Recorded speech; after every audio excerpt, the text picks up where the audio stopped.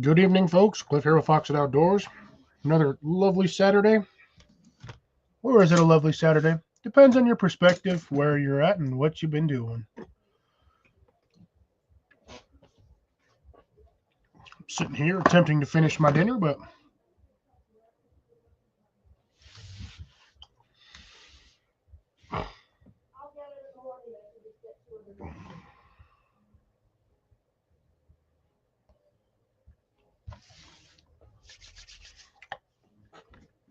good evening, Jason. First and foremost, forerunner of our group today, Mr. Jason Pest Hunter Outdoors. I'm not going to say the last name, even though I know the last name, but I will not say the last name because that is not my business to spread.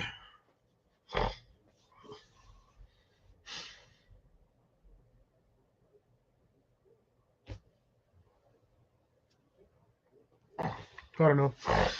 Today's been a weird one. Been a slow day. Slow day, slow day, slow day. Let's see how long it takes to everyone to pop in here. I'm going to recheck a video that I posted earlier. See if it's done any better. I was kind of disappointed. I should have waited for another day to post it, but I really wanted to get it in there because, well, wow, 1 view in 1 hour. That's sad.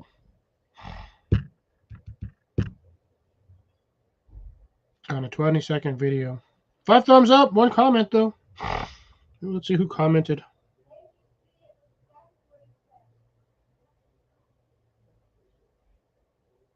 That would have been Mr. Jason.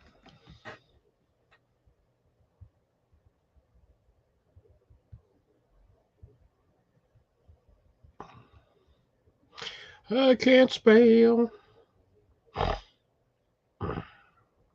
Well, I can spell, but also can't spell. But at the same time, spelling is a spelling that's been spelled with a speller.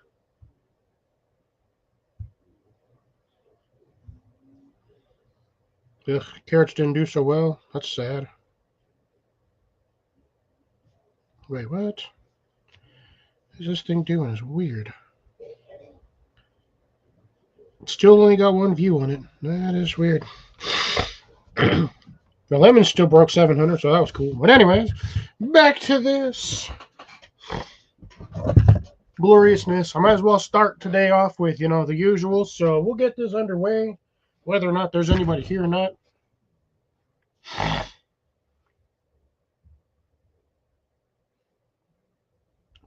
I feel you on that one, Deb, but you seem to have been a lot busier than me, so I hope you have had a chance to rest and relax. Sinuses are going to be weird today because I know, right? Dude, $1.90 per bag. I bought that and 6 bags of the Pro Start mix blend, basically potting mix. Those are normally $18, between $15 and $18 per square, and I picked them up for $5. I was leaving Home Depot. Yeah, I'm just gonna say it. I was leaving Home Depot with my cart stacked 20 bags high on my whatever dolly there, and I just happened to see another. I just picked up another yellow tag of peripherals, and I looked at that and I was like, "Wait, what?" It took me about 3 minutes to realize that they were actually talking about the Pro Mix bags. I was like, "There's no way that's $5 a bag." So I bought 6 of them, and sure enough, they were $5 a bag. Those 6 bags alone would have cost me about $100 just for the 6 Pro Mix bags, and they're the compressed 2 cubic foot ones. Because, like I said, those are normally anywhere between $15 and $18 a bag. For those who did not watch the video.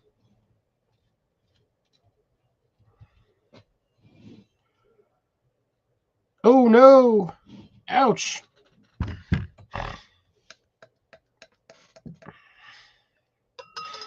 Deb is really having a bad week. So yeah, I have currently outside the whole front wall of the shade shed that I'm working on, the shade frame, shade house. The whole front wall where I'm finished, I have that stuff stacked all the way to the top of that.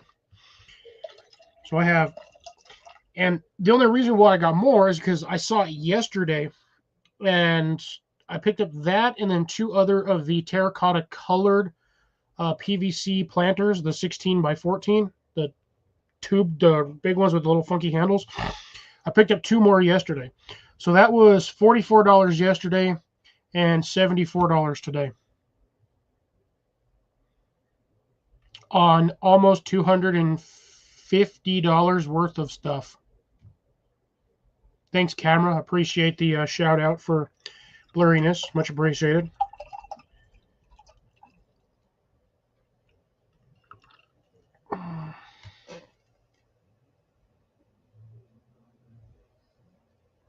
Wow.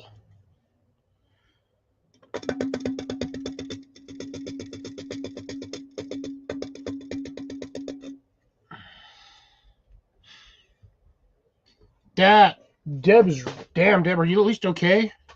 Well, I'm assuming you're okay. You're on here, but that doesn't necessarily mean that you're, okay.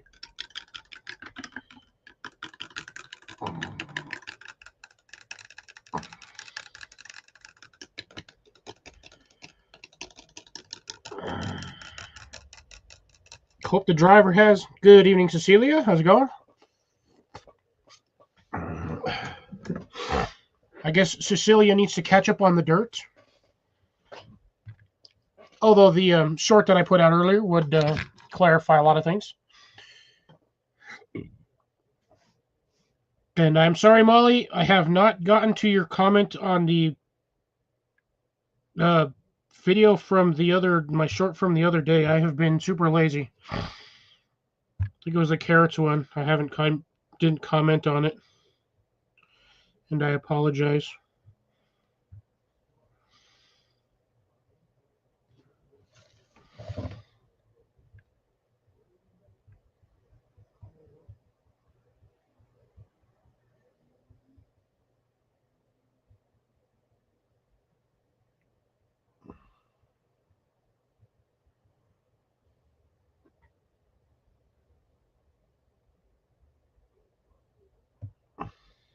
There we go. Fixed. Oh, hey, Mallory commented on me. How did I not get that notification?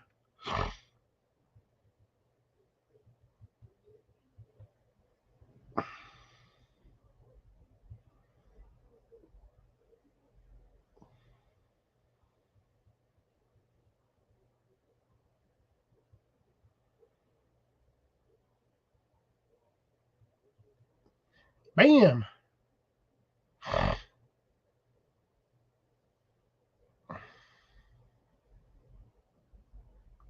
Oop. Yeah, well, that's sometimes that's the advantage of having a steel bumper. I bet that guy effed up his whole front end on his.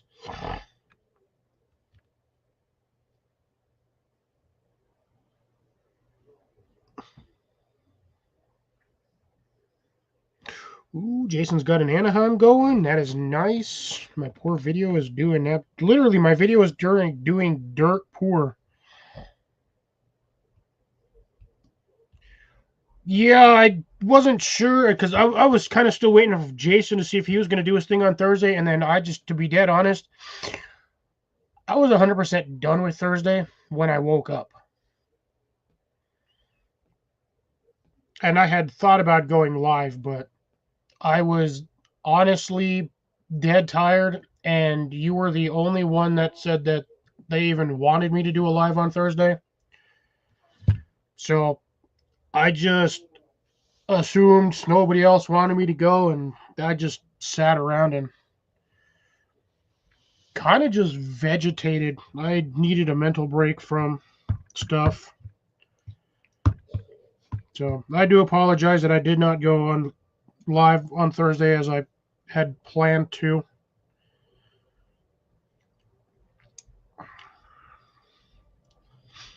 My mental facilities did not wish me to, so I just did not.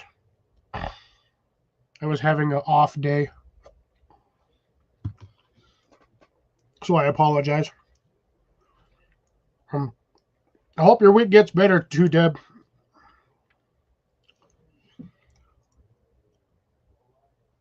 Ooh, $21.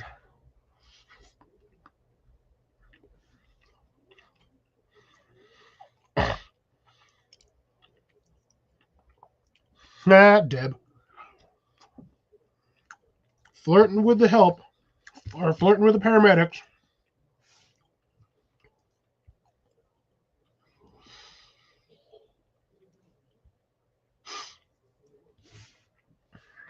I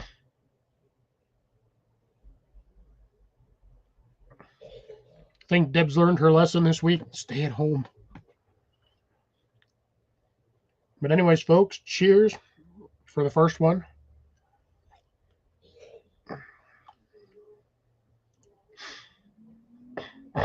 I didn't say nothing, Deb. I didn't say nothing.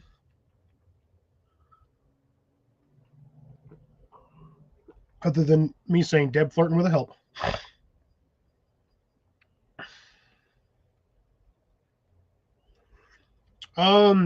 Ate one pizza, and then I'm currently eating leftovers, which it looks terrible, but it's mashed potatoes, gravy, red chili with meat, and then some stuffing.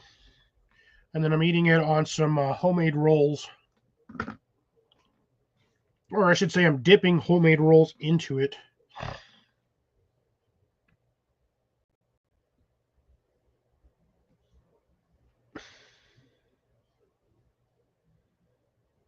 Flexibility tablet.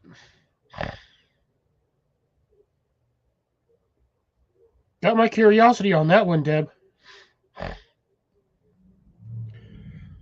Yeah, it tastes better than it looks. In all honesty, in the bowl mixed together, it looks like throw up. Like, I mean, it looks straight up like throw up. But it's not. It's actually pretty darn good. Oh, Jason, go to see the dentist.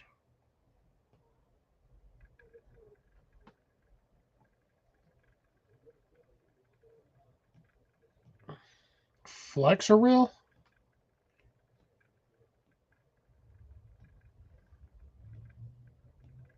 I don't know. You're supposed to see it before the toothache starts, not during the toothache starts.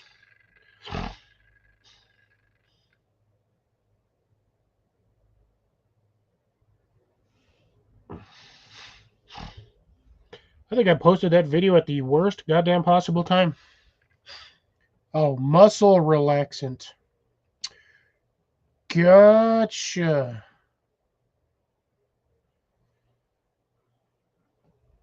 Now I understand what you're talking about. So you had an oxy, and it wasn't a moron.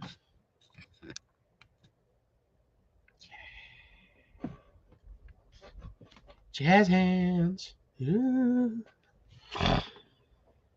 Actually, sorry, it's jazz hands. This is piano fingers. Oh, this mouse is. I've got my mouse dead center of my screen, so it's like sitting like right here on the screen. It's driving me nuts. I'm trying to like avoid it so I don't get poked. Even though I can't get poked because it's a digital square. Well, it's a bunch of digital squares or pixels. Until you actually. Now that I mentioned it, I don't know who brought this up. I ran across this post one time. The cursor square or the cursor triangle or the arrow, sorry, is not equilateral. One side's longer than the other, and it's offset by one square.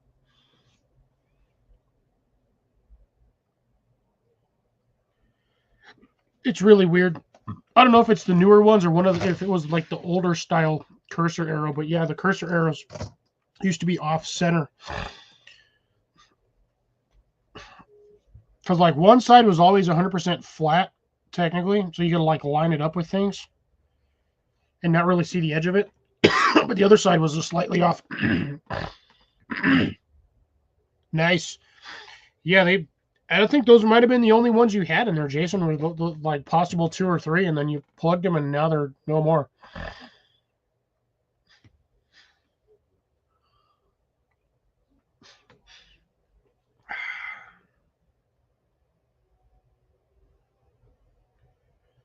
See, I don't get this. My thing is saying for traffic,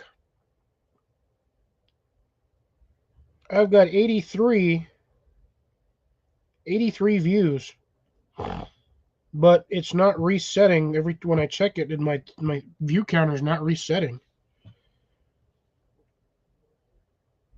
So I don't know what's going on. Yeah, it's still showing that I have 1 view on my dirt cheap dirt. Carrots is showing 212, but I don't know. I could need a reset time on there or something. Who knows? I'm gonna try to not pay too much attention to that so it doesn't drive me nuts. Yeah, and I don't know if anybody noticed, but surprised Cecilia didn't say nothing because she usually does when I come up here and I look like a toddler. Toddler with a big old head. I got a toddler with a big ass head. Toddler with a big ass head. Because I'm a toddler with a big ass head. And my funky eyebrows. This one's all like me. Well, this one's all like this one's all pyramidal, and this one looks like I'm having a stroke. I don't know what my eyebrows are weird. I'd like half tempted to just shave these off one day and just come up on live stream with no eyebrows, so I can pull the Jamie Heineman, or sorry, Adam Savage, after he blew off an eyebrow in one of the gas container tests they were doing. And he just like gets up and looks at the camera and he goes, "Am I missing an eyebrow?" And he was like, whole eyebrow's just gone.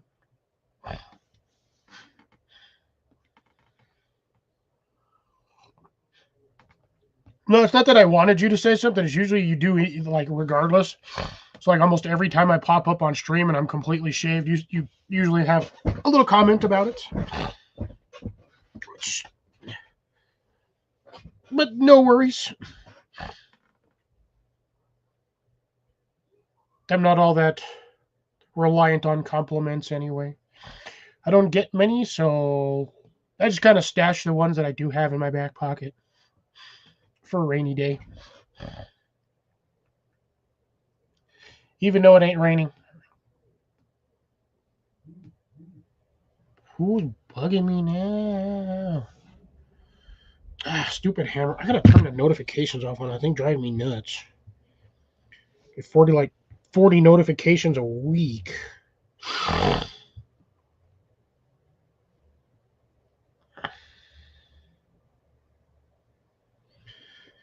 Been playing this stupid. Hey, Amanda, how's it going? Mandy. Ooh, spaghetti. Cecilia was eating spaghetti. She was actually eating something that wasn't ramen noodle. Yeah, did you at least throw some good meat sauce? I ain't never had a problem with my eyebrows not growing back. And I can yank off one of these and this sucker be like an inch long. They'll go from like here all the way across. I got long ass eyebrows. Eyebrow hair.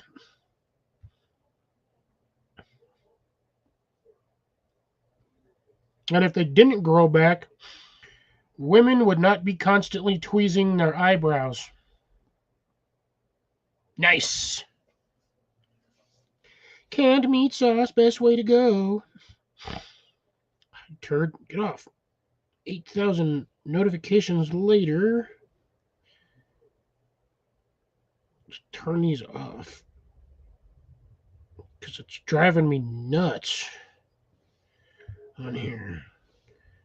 It's like every 2 minutes I get a notification. Sometimes kind of aggravating.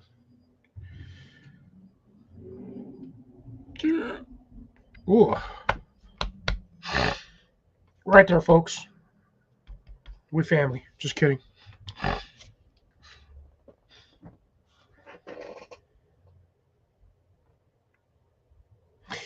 And this year's almost over. I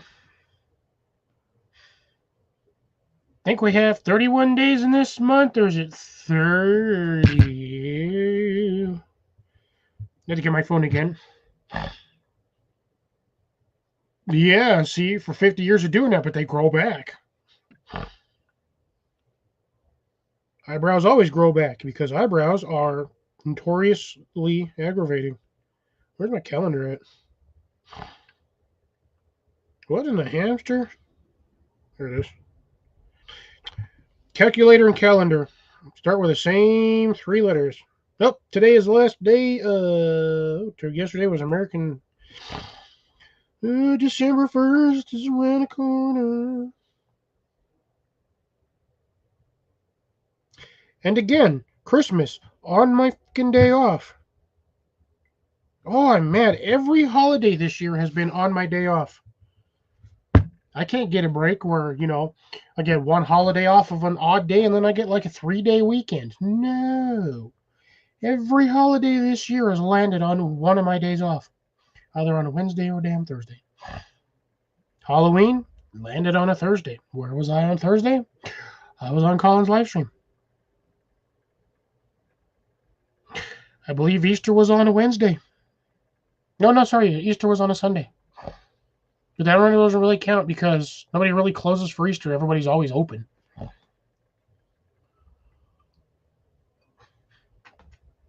So, yeah.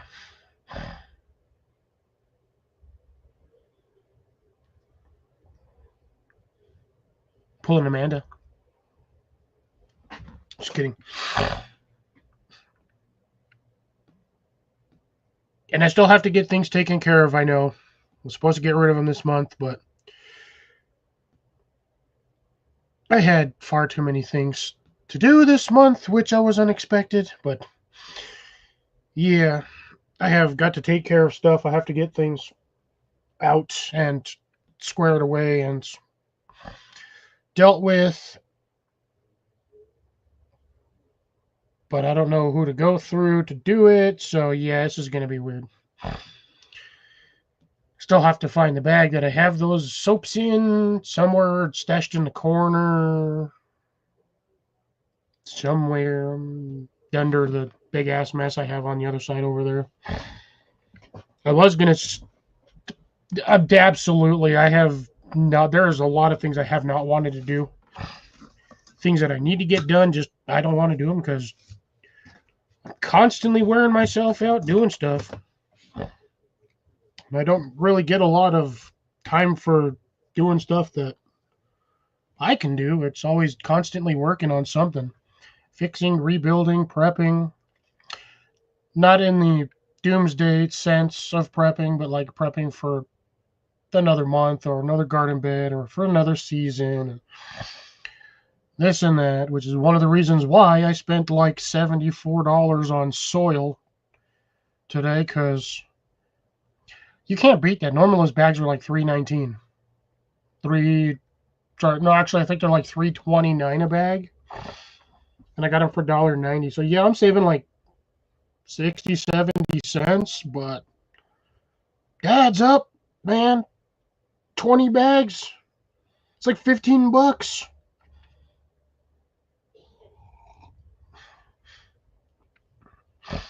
So I'm stocking up on stuff while I can, and when I have warmer days, I will mix what I need to mix and get some of my beds topped off, and then I got to start worrying about where I'm going to put my greenhouse, my new one. So that one's going to be an interesting one. So I got to check on Cyber Monday, which sucks because that means I'm going to have to actually turn my computer on Monday, which I don't normally do because I'm usually too tired and I usually watch like a 30-40 minute thing of TV or maybe 2 episodes or something, and then I'm out. I'm passed out. I'm done. I want to go to bed. But Cyber Monday, I have to check the internet to see if there's anything worth buying. And if nothing's worth buying, I'm just going to purchase the greenhouse. And I will see it sometime before December 15th. Will not be putting it up this season. I will be putting it up next season. Because the dirt's already too hard to dig through as it is. And I think I need to get not a land surveyor, but a gas meter person out here so I can run and figure out where my meter or my gas lines are. That way I'm not running that way when I'm digging, I don't accidentally whack the gas line. Because that would suck. One spark and that could be the end of me. But on the plus side, I'll have a lot of dirt to mess with. And I'm going to need an entire truckload of dirt. Truckload of gravel. Shit.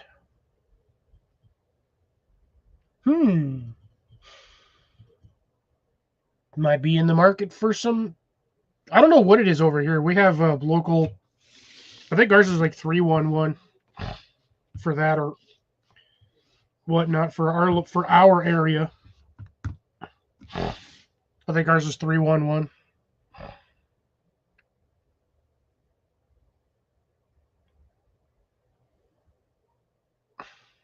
Oof. I'm waiting to earn gift cards. All I'm doing is scanning receipts for things that I buy.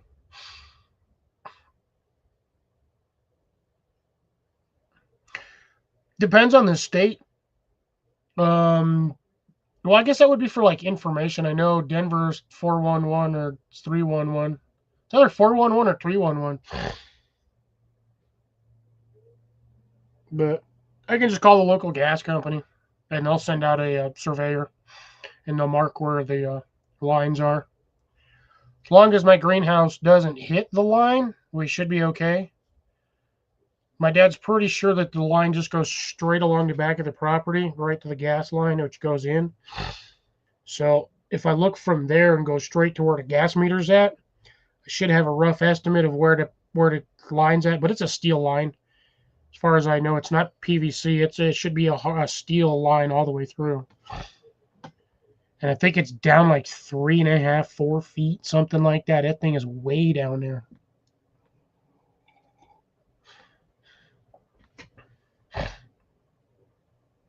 Yeah, I think it's about 3 or 4 feet. Because with the new greenhouse, what I'm planning on doing is I'm going to do the same thing that I did with the previous one. I'm going to pit it. But I think I'm going to do 2 by 12s. Which technically really isn't 12. So it's going to end up being like 22.25 inches deep. Because I found out, I was looking at that greenhouse again, Jason, it's only 81 inches high, which is 6.75 feet.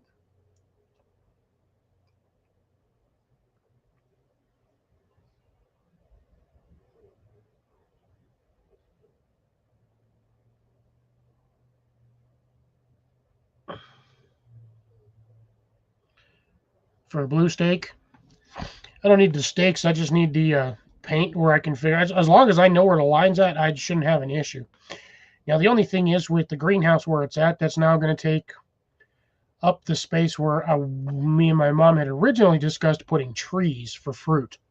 But I have another spot where we can do that because fruit trees tend to grow upwards and sometimes outwards, but the dwarf varieties usually don't get more than about 8 to 10 feet high unless you let them get that way.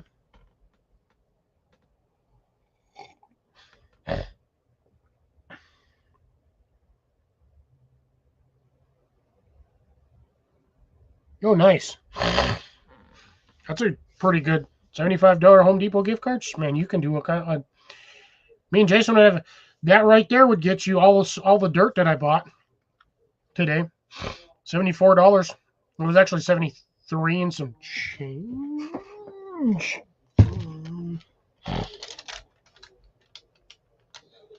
$73.20. Yep, 2 cubic foot premium moisture potting mix. 6 of them at $5 cost me $30. Damn, $6 in tax almost. Holy Christ. But I bought the 1 cubic foot Kellogg's garden soil, 20 of them at $1.90. $38 for 20 bags of soil. I mean, you can't really beat those prices from a box store.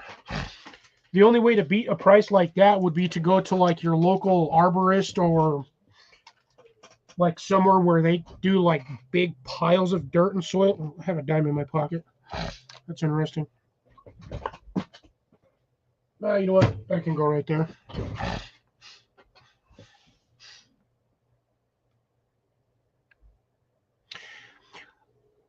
I was actually, Jason, half tempted to ask them how much the rest of that pallet would have cost. But as I was going through it, I kept finding bags that had holes in them. Ripped, torn on the side. I could have asked for a discount. Just had them load that whole pallet in the back of my truck. But if I would have had that whole pallet in the back of my truck, you guys would have probably seen me on here in about 30 more minutes.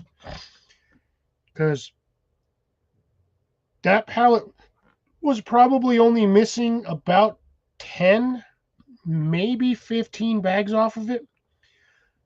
But I bought 20 bags. I reduced that. I like nearly wiped that pallet out. Yeah, exactly. Bulk. Yeah, by truck. You get a yard, you get like 4 yards of dirt. But again, you have to get those on dumper. I don't really have anywhere in the property at the moment that I can have allotted to just have a dumper drop 2 or 3 cubic yards of dirt.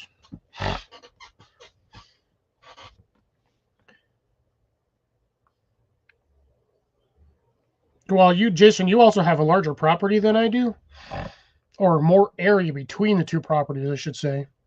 I don't have anywhere to drop it. If I had a spot to drop 3 cubic yards of like topsoil or, premium grade compost, I would do it. Do it in a heartbeat. You mix your topsoil with your compost and you get some really good dirt. Sorry, I got to stop calling it dirt. You get a very high quality growing medium. Is what I should say. You get growing medium, not dirt. Dirt is what I have in my yard right now under my planters. And speaking of which, I still got to start pricing the birdies.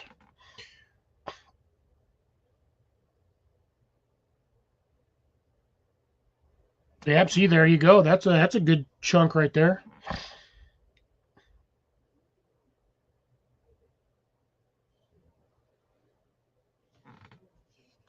Six bags of soil and 2 bags of fertilizer. Yeah, that's a good one. Yeah, but that 40 yard, that's a full dump truck.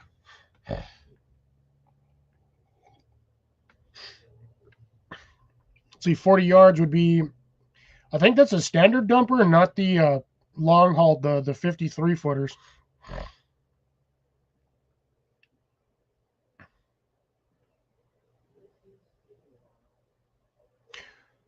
So yeah, so that would be, I think, yeah, that's the standard one.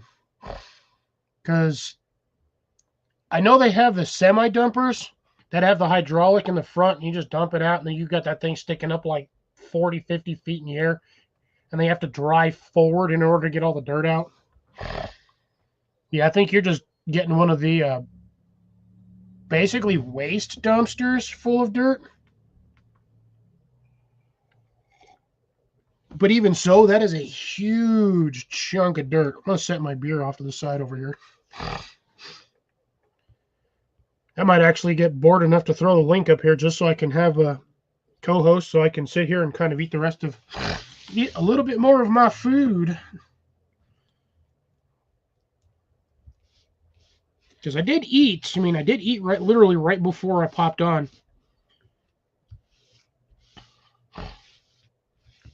But I would like to eat a tad bit more to help absorb the beer. Should have thrown corn in here.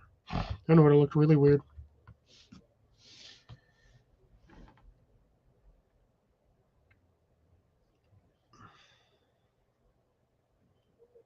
There you go.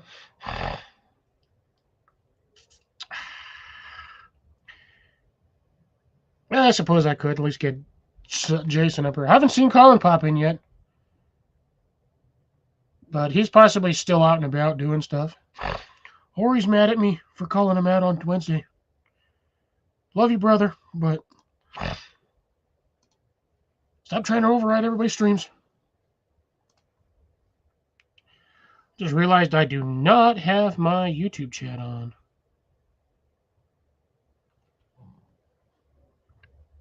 Nice. Deb's got tons of soil. Yeah, I'm going to have an astronomical amount next year.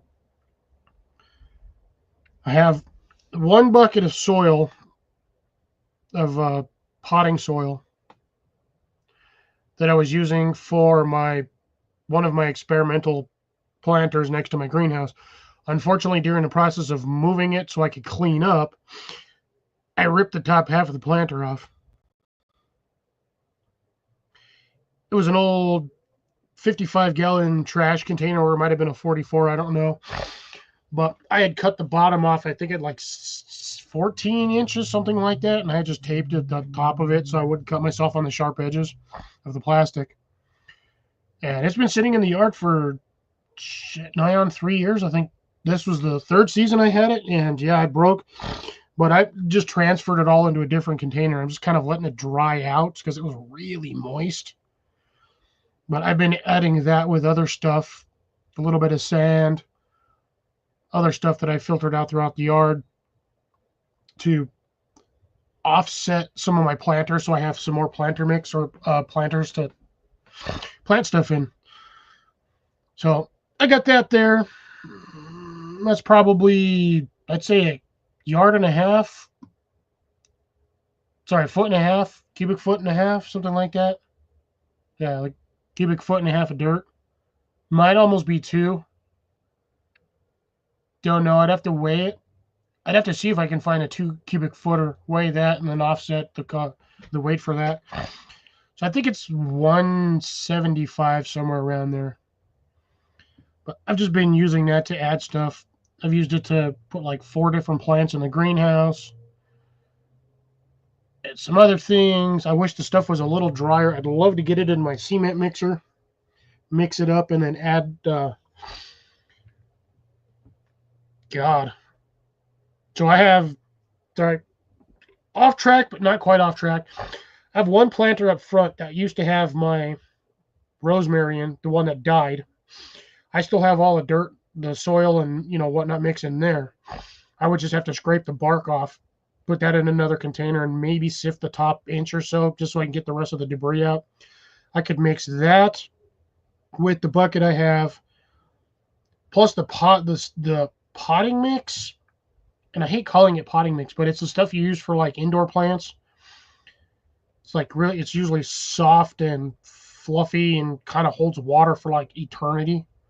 Stuff they sell like the store-bought plants in usually, and then you have to transfer the plant to something that's actually got more substantial nutritional value. I have those 3, and I could, if I mixed probably half a bag or maybe a bag of the premium potting mix, the compressed potting mix. It's basically like seed starter. And maybe a bag and a half or 2 bags of, worm castings. So I have like 6 bags of worm castings still, just sitting back here on the side of the house. And I think if I added 2 bags to that, made that, I could actually probably fill 3 or 4 containers between those.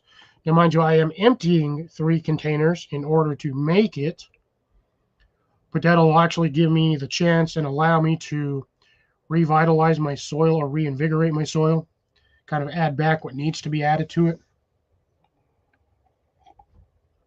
Although I have found that the hay that I buy, or that I bought the year before last, stuff actually breaks down pretty quick. When it is really dry and it just crumbles to dust, it will break down in your garden really quick. Well, speaking of which, that's another thing I need to check on throughout the thing. Still debating on this one here. So I got to ask Jason. Jason, do you have any experience with any of the Works equipment? That's WORX.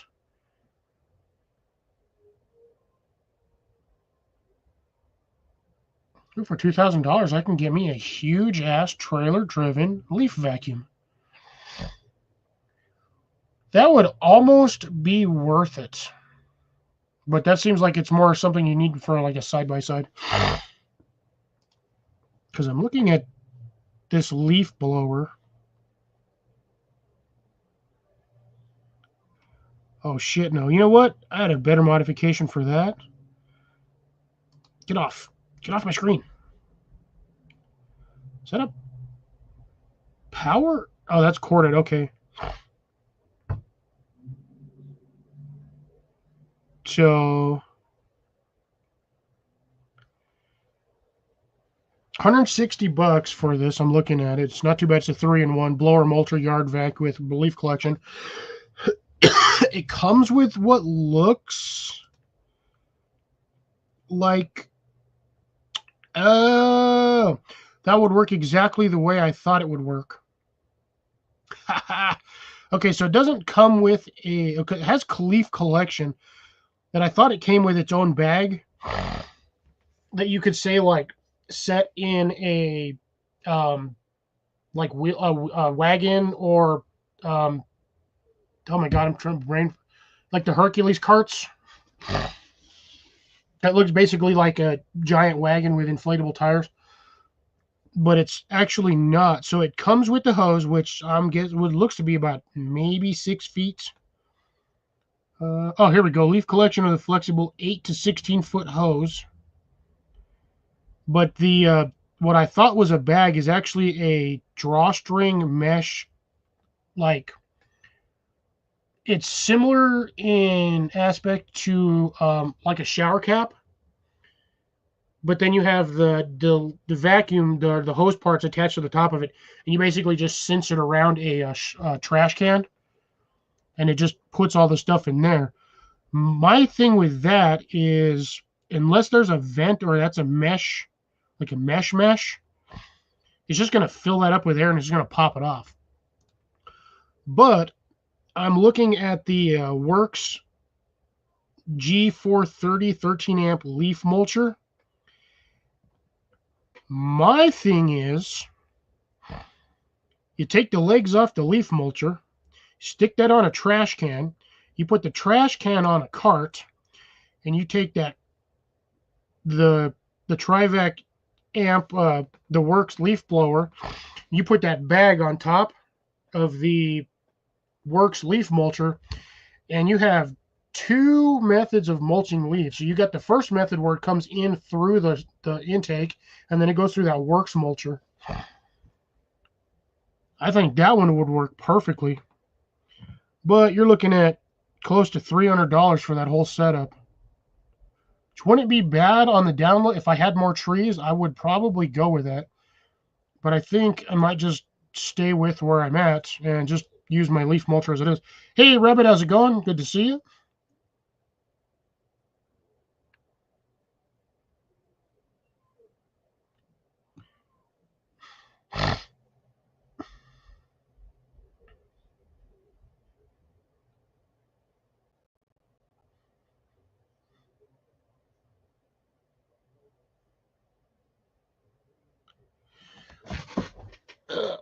So yeah, Jason, I don't know if what you got for the for the image search, but I had the for what popped up on mine. It literally was next to each other. Was the Works G430 leaf mulcher, and then it came up with the Trivac blower mulcher yard vacuum thingy.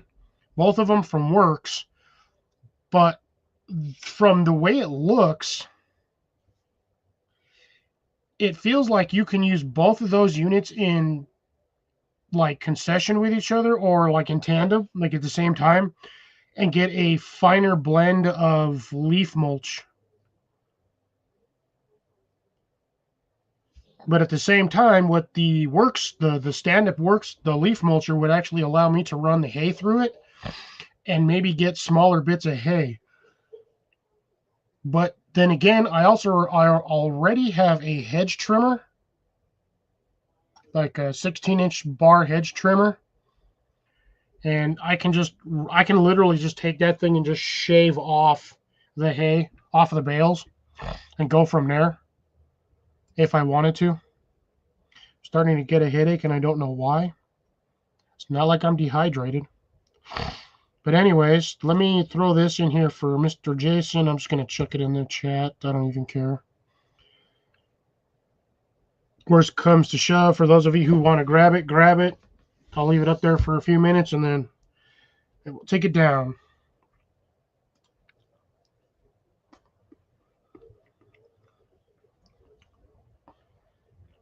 Cold potatoes. Potatoes. Cold potatoes. How you doing? Doing good yourself?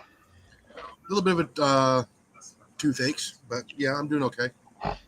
Don't they have a natural remedy for that? I believe it's vodka or scotch or brandy or rum. Not while I'm on the antibiotics, no. Ain't nobody stopping you. No, my gut will.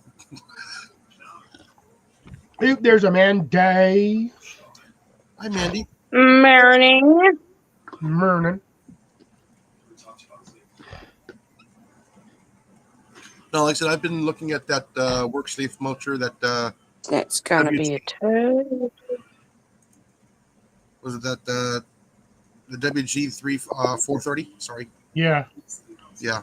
It's on sale right now on Amazon for $120. I got 120, well, technically 120.99. Yeah.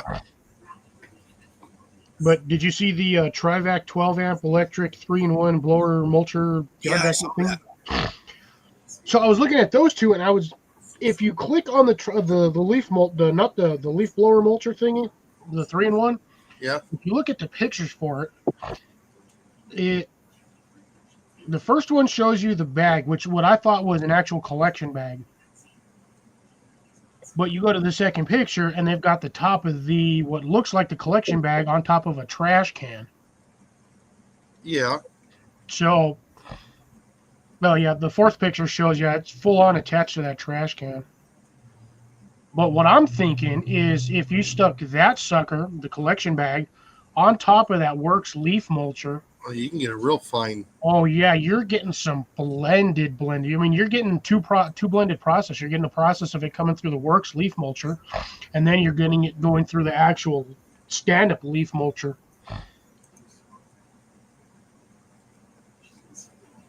Like you could get some really small leaf mulch. That would break down way faster than a standard leaf. Oh yeah, it would. Ooh, Deb is apparently simmering her. I don't know, the bottom of the one that 430. I know it fits one of the trash cans. I'm looking at the picture, and the hopper looks like it's a larger diameter. Yeah, I think if you take the legs off of it, it should sit right on top of a trash can. Yes. But I'm talking about the collector. Yeah, you can always. If not, you can always throw a. Oh, now see if you look at the second picture, there's a where it says 6 videos.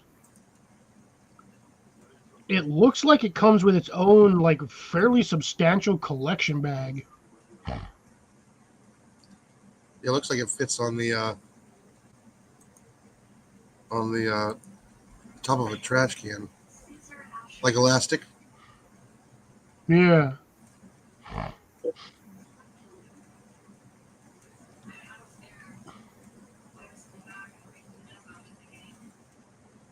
Noise level 50 dB. That's quiet.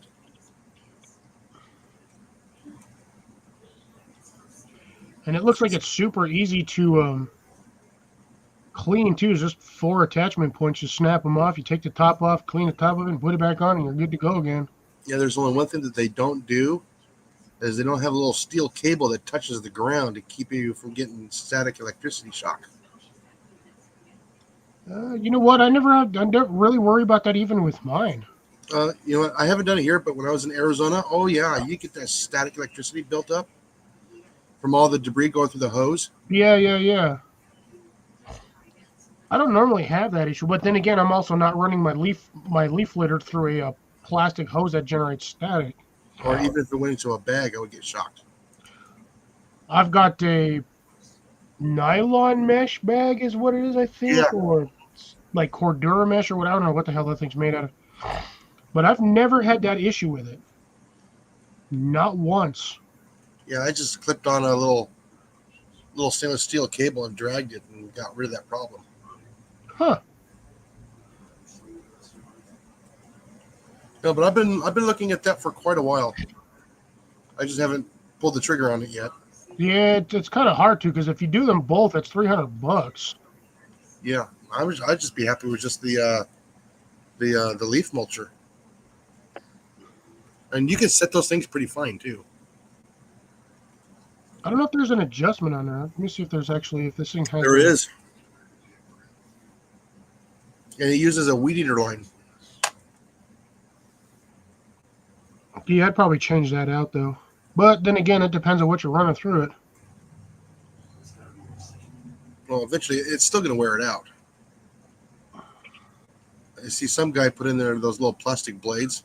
Ooh, bag is not included, so you have to buy the dang collection bag separately. Yeah. You'd think for $160, Yeah. that would come with the collection bag.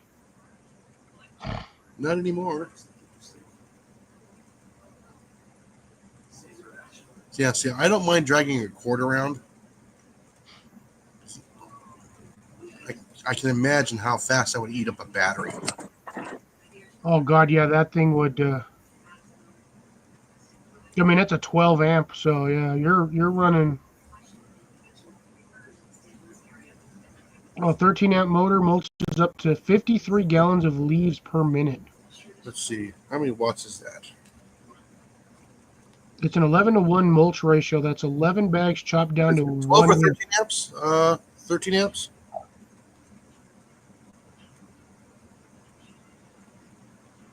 Yeah, that's 1,600 watts.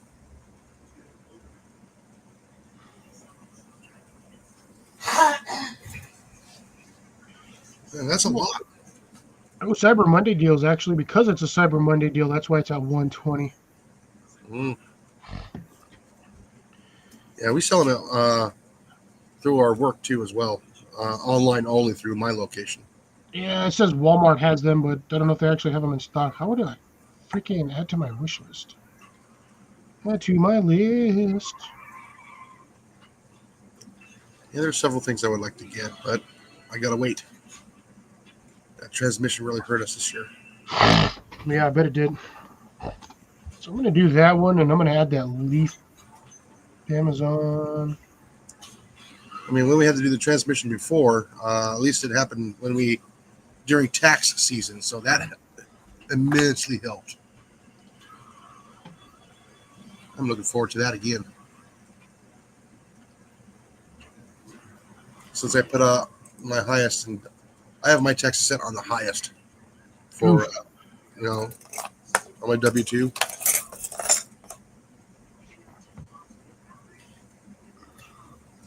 Trying to see if I can find that same thing on AliExpress. Yeah, on Amazon. Yes, it's on sale now for $120. For the leaf shredder, not the blower. Oh, the leaf blower is 103. 103. Yeah, and this one actually comes with the hose bag and it comes with the trash can collection attachment and the standard shoulder sleeve vacuum bag thing. There's your deal right there. Yeah, but I don't like that one though. That one's not the one I was looking at. That one's not too bad. So I have the Toro one. That thing was really good. Except I need a new switch. So they don't have that one. They don't have that exact model. They have They have a Works model, but it's not the same one that the Trivac blower one, which is weird. Yeah, Amanda's in and out of the house, and the internet hates her. Oh, I bet. Wow, the Ryobi's got one, but you got to have. It's got wheels. Ooh. I'd be just happy just to get the regular leaf shredder.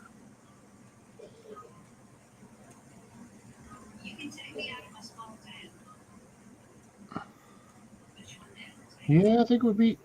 Now, if I had a Walker mower with a hopper on there, I wouldn't need anything else. Just back it up and put it in the bin. Yeah, hop it in there and just mulch it again. Yep. Oh, here we go. By the way, I filled up my front bin again on was it Tuesday? No, Wednesday. Tuesday. Nice. Yeah. Yeah, that already decomposed to around about half. That big ring. Yeah, yours is decomposing mad quick. My stuff is taking forever. Yeah, but we're also wet here too, so.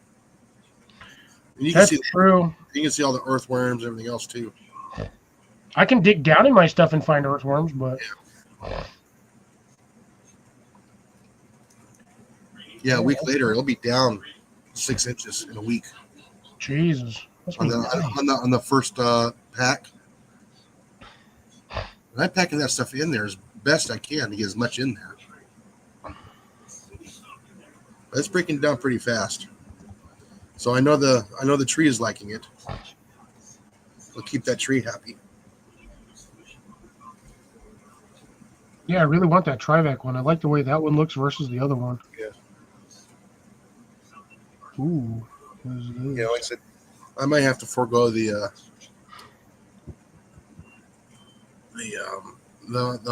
compost this year. I need to get a mower. I don't know. Your compost seems to be doing pretty good, but you have also got a buttload of trees around there. Yeah, I know. Yeah, like I said, my store doesn't carry the decomposed granite. I have to order it. No, that sucks. I found bags of gypsum at my store. Well, yeah, we got the gypsum, but I need the decomposed granite for those the harder minerals.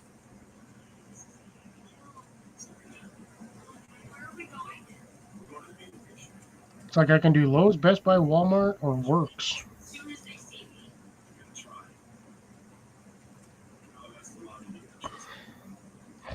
For that particular vacuum system. Yeah. I don't know how that one works, though. I wonder if that's an on and off switch. This thing looks weird. It looks like some weird, funky potato launcher. I gotta plug my phone in. I'm down to 40%.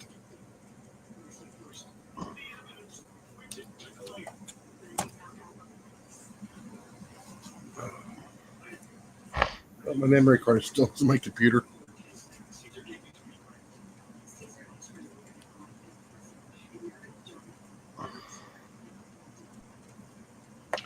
Oh, these guys are complaining about the pros.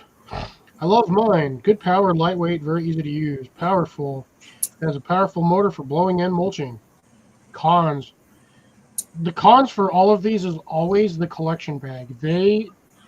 I don't know who designs these, but whoever is designing them needs to be slapped with a brick, because I guarantee they've never used one of these. Probably. The way the bag is designed versus how you have to carry the bag on your shoulder. It gets heavy quick. Yeah, and it's super awkward, because in order to carry it the right way with the leaf blower, you have to basically have it on the same side you're using the leaf blower on. Yeah. Or mulcher, and you have to hold it in a specific way. And if you fold it weird, or the bag gets kinked, or the intake gets funky, it stops doing what it's supposed to do. It'll plug up. Yeah. They need to do these backpack style, where you have this big collection bag. And I mean a big collection bag. I'm talking like... Nobody's going to buy it because it'd be too expensive. if I had a backpack style collection bag that I could use with my leaf mulcher that had a plastic hose, a flex plastic hose that attached to the port or to the exhaust and went into the bag, either at the top or the bottom, actually probably be better at the top, you would still have a better, even if it got heavy, you'd still have a better weight ratio than having to carry that off that stupid 1.5 inch wide or 2 inch wide nylon strap that they provide. Just because of the way the leaf mulchers, I mean, unless you're like 7 foot tall, like this, I'm 6 foot. That even with that, it's still awkward because I have to hold it at a weird angle in order to leaf like suck up the leaves. And like I Imagine said, somebody using that. Like, imagine somebody under like 5'5" trying to use it. no, they're dragging it. No, I've used them before. I don't like them because it's always riding on your leg. You know, Yeah. and it builds up a static electricity. Well, see, I don't have to worry about that because I've got metal off of me everywhere. So I've got my knife. I've got my. It just builds it up. That's why you have to have if you get a little alligator clip with a little stainless steel cable and you run it on the ground behind you, it discharges it that way so you don't get hit with it. And it's constantly. This is on the side that I usually have that bag on because I'm right hand dominant. Yeah. So it's always on the right hand side. Yeah. That is a steel pocket clip. Yeah. That's what discharges the static off of me. I don't ever feel the static buildup. No, you'll have it on your leg because it's going to fill up, it's blowing up, and it's on against your body. I have to sling it across this way, and I actually have it set pretty high. So I have the thing almost completely sucked down, so that bag's not hanging off of me all weird. And on top of that, it's still dusty. Yeah, that's the one thing is like the right hand side will always all the way down to about my knees or my knee. That whole side's always it's covered in dust. I'd rather have it in a wagon and just tow it behind me. Exactly. And if you look at some of the stuff you can get for a lot of these blower attachments or the way they're doing them now, is I have actually found some that it's basically like the Works one that we're talking about, has that 6 or 8 foot, plastic accordion hose. And they have like a 3 or 4 cubic yard or like cubic foot collection bag, like a big square bag, and you just set it in one of those like Hercules carts. The Works wagons. Yeah, and you just drag the thing around as you're mulching all your stuff. And you just pull it forward to where you need to, and you've got 6-8 feet. You can work around that, and then you just got to move it again. Yeah, basically, you're blowing all your leaves into a pile, then you're sucking up the pile. Yeah. You're not sucking it off, every square inch like a vacuum cleaner. You're going to put it all into a collection area, into a corner, then vacuum it all up. Yeah, sometimes in my yard, sometimes it's easier just to suck up the little piles because the wind will blow through here, and it like literally it'll make its own random piles of leaves everywhere. I just leave them, and I just suck them up right there. Yeah, that's because the air is moving with causing an eddy. It's wind breaks for like where the vehicles sit. Yeah. But generally, when you're doing landscaping, you're going to blow it all into a corner. Yeah. Up to a Generally, curb. when you're landscaping, you're also in an area that's got grass. Yeah, you blow it all off the grass. You blow it onto the parking lot. Then you blow it all up against the curb. Then you just walk out along the curb and suck it all up. Hey, you little turd burgers, how are we? Pretty good. Better question is, how are you and how's your internet? Because it's the second time I've had to bring you up here. Yeah. I was in and out. I've been cleaning, putting my washing on, and I was trying to keep the internet going, but the Wi-Fi would turn off, and then it would switch to 5G, and my phone does not like 5G, and it's like, I'll just hop down.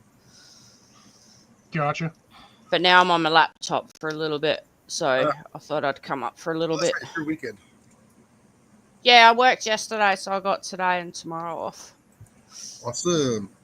Yeah. Sunday and Monday.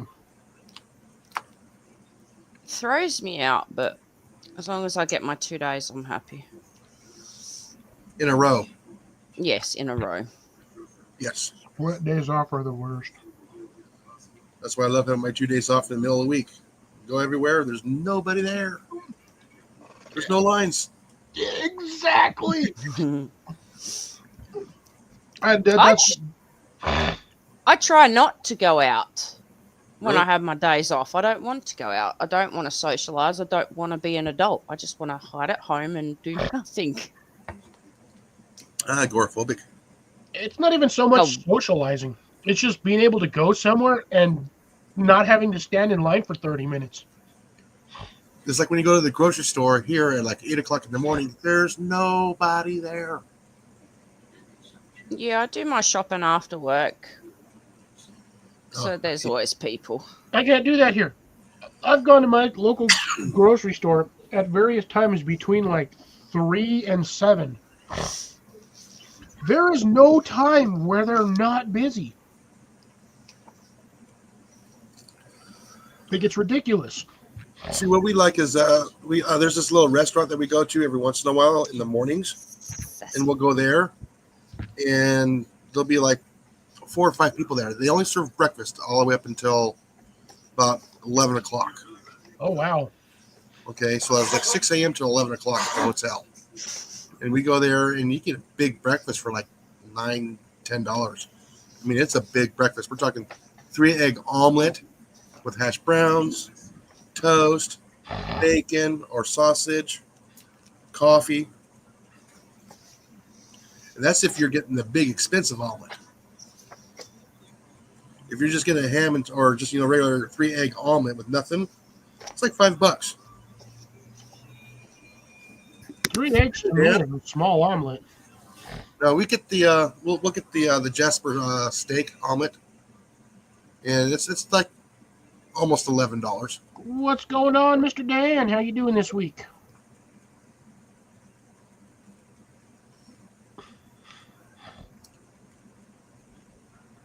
We'll sit there. We'll get there 7 o'clock in the morning, and it's just all the retired people that are in there, and it'll be like out of the 20 tables, there might be 6 people, 6 tables that are being used. Well, on the weekend, forget it. Yeah. So spread out pretty decently. Oh, it's spread out. Yeah. And it's really nice. Is you actually get the hear the TV in there and we'll watch the news or the weather channel that they usually have up.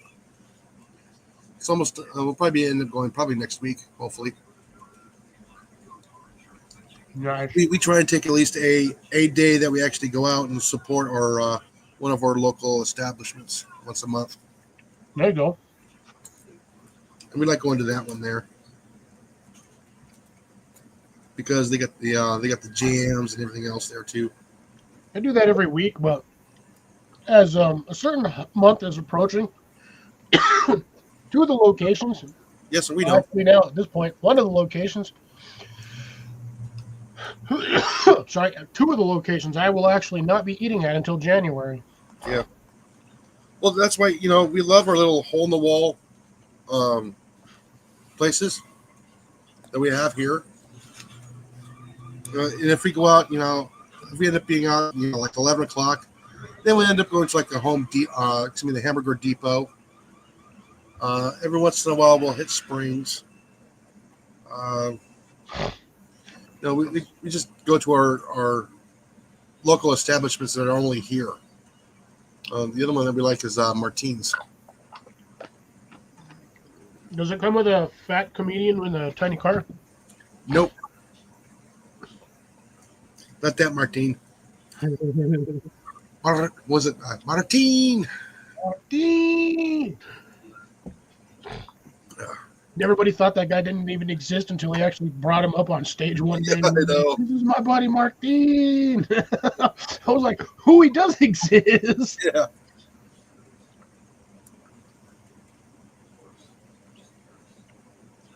But that dude chill. Bury my Yeah, brain. but we like going to the Jasper Inn. That's one of our little favorites. We also have Elijah's, and every once in a while we'll hit Elijah's. Do they sell wood? No, wrong Elijah. It's a small chain here in Southeast Texas. I think they got like 4 locations. At least you're getting all of my references, Jason, because this would be Yes. sad if nobody else was getting these. And I'm just sitting here like, man, I'm cracking jokes like crazy and nobody's getting them. Yeah, I know. I'm the only one who really does. I mean, the other person goes right over their head. Yeah. And then he's like, yeah, was it not me? I'm so fast I will catch it. Yeah, cracks. Nothing goes over my head. My reflexes are too quick. Fast. Yeah, I will catch it. Yeah, I know. How long have you been standing there? I've been standing here a while. I just move so slow you don't see me.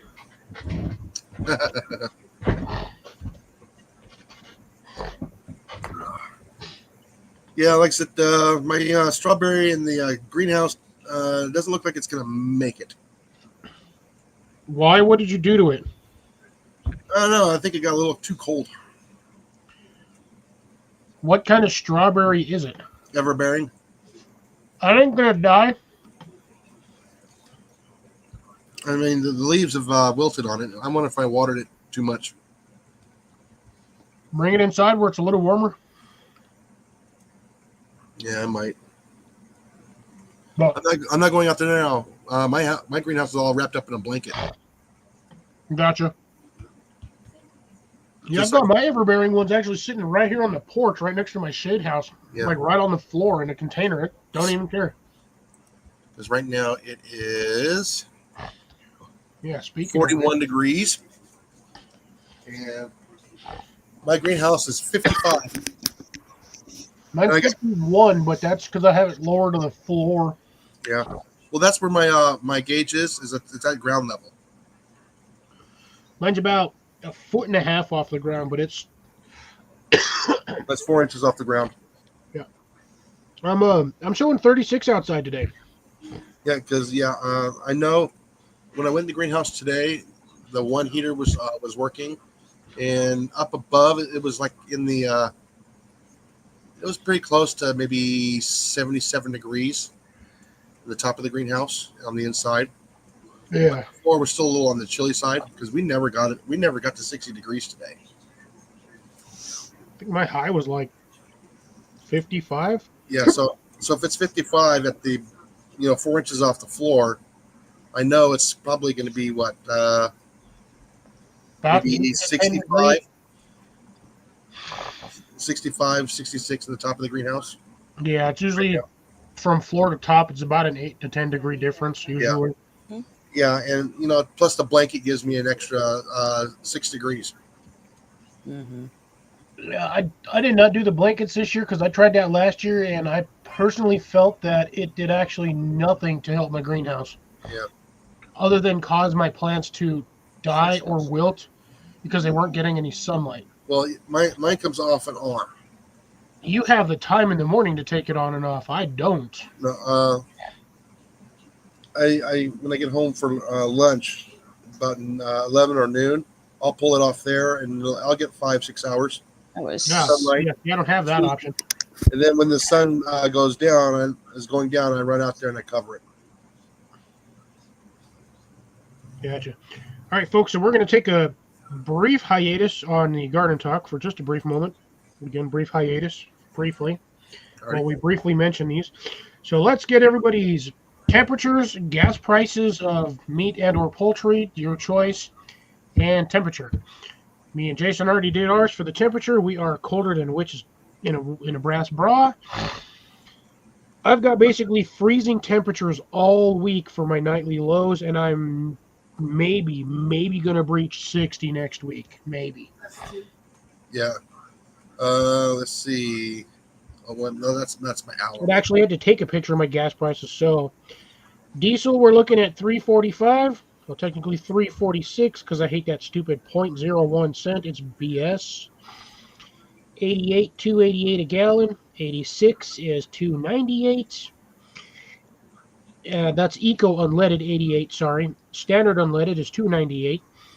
Mid-grade 88, $3.28, and premium is $3.58.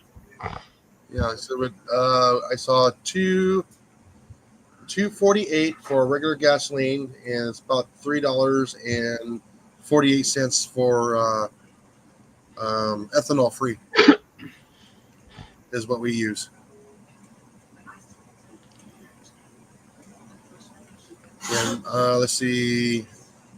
Our highest low is going to be next Wednesday at 56. Everything else is like 40 degrees and lower. Man, you are actually warmer than me. Not by much. All of my lows next week are roughly between 32 and 28. Yeah. Yeah, you're cold. That's actually cold. Yeah, no, it's cold for us around this time. It's usually not this cold. We're going back into an ice age. I usually don't see temperatures like this until like middle of January. Yeah, I'm scared of what was going to happen to us in late January, early February. And we've been selling lights and pipe installation like crazy. Everybody's getting the warning early this year. Yeah, it seems that way. Yeah. And let's see. I don't know the prices on hamburger. What's the Mine's price? still anywhere between $5 and like $8. It hasn't changed. That hasn't changed. So what? 3 something? Yeah, 3 and change. You can get it cheaper, but the meat quality is not good. Yeah. I don't know if you heard Molly, but yeah, we can get it cheaper, but the meat quality is not any good. And that cheap meat usually isn't. Yeah. Oh, shoot, I'm on the wrong one there. There we go.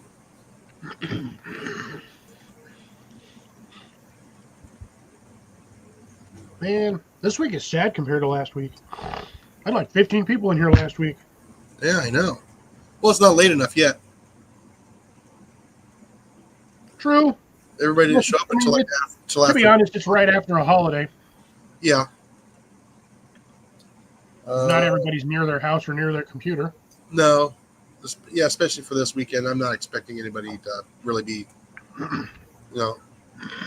doing this, but doing live streams. I guess everybody's gonna be hurting this week. Did you see my video yet? Of the mice? Oh, no, I haven't watched it. Oh, yeah. I had plenty of time to watch stuff on Thursday. I was out of it. I spent most of the day Obstacle. outside in the greenhouse. Hey, Obstacle. Hey, He's been crack an obstacle. How was work? Well, it's Saturday, so you're probably off today. Maybe. Yeah, we're busy today. Yeah, we did pretty good business wise yesterday. We almost hit 250. Million? No, I'm just kidding. No, we're a K. No, I was being funny. But can you imagine hitting 250 mil in a weekend at a business like that? We won't get it from our store because we are so rural. But I know this the ones in this big cities will do pretty good. Yeah, 4-day weekend. Nice. Thursday, Friday, Saturday, and Sunday. That That's sounds pretty- like a beer fest to me. Oh yeah. I'm looking for January for my 3-day weekends. Heck yeah. Because I gotta burn all that time. Doing Wednesday, Thursday, Saturday?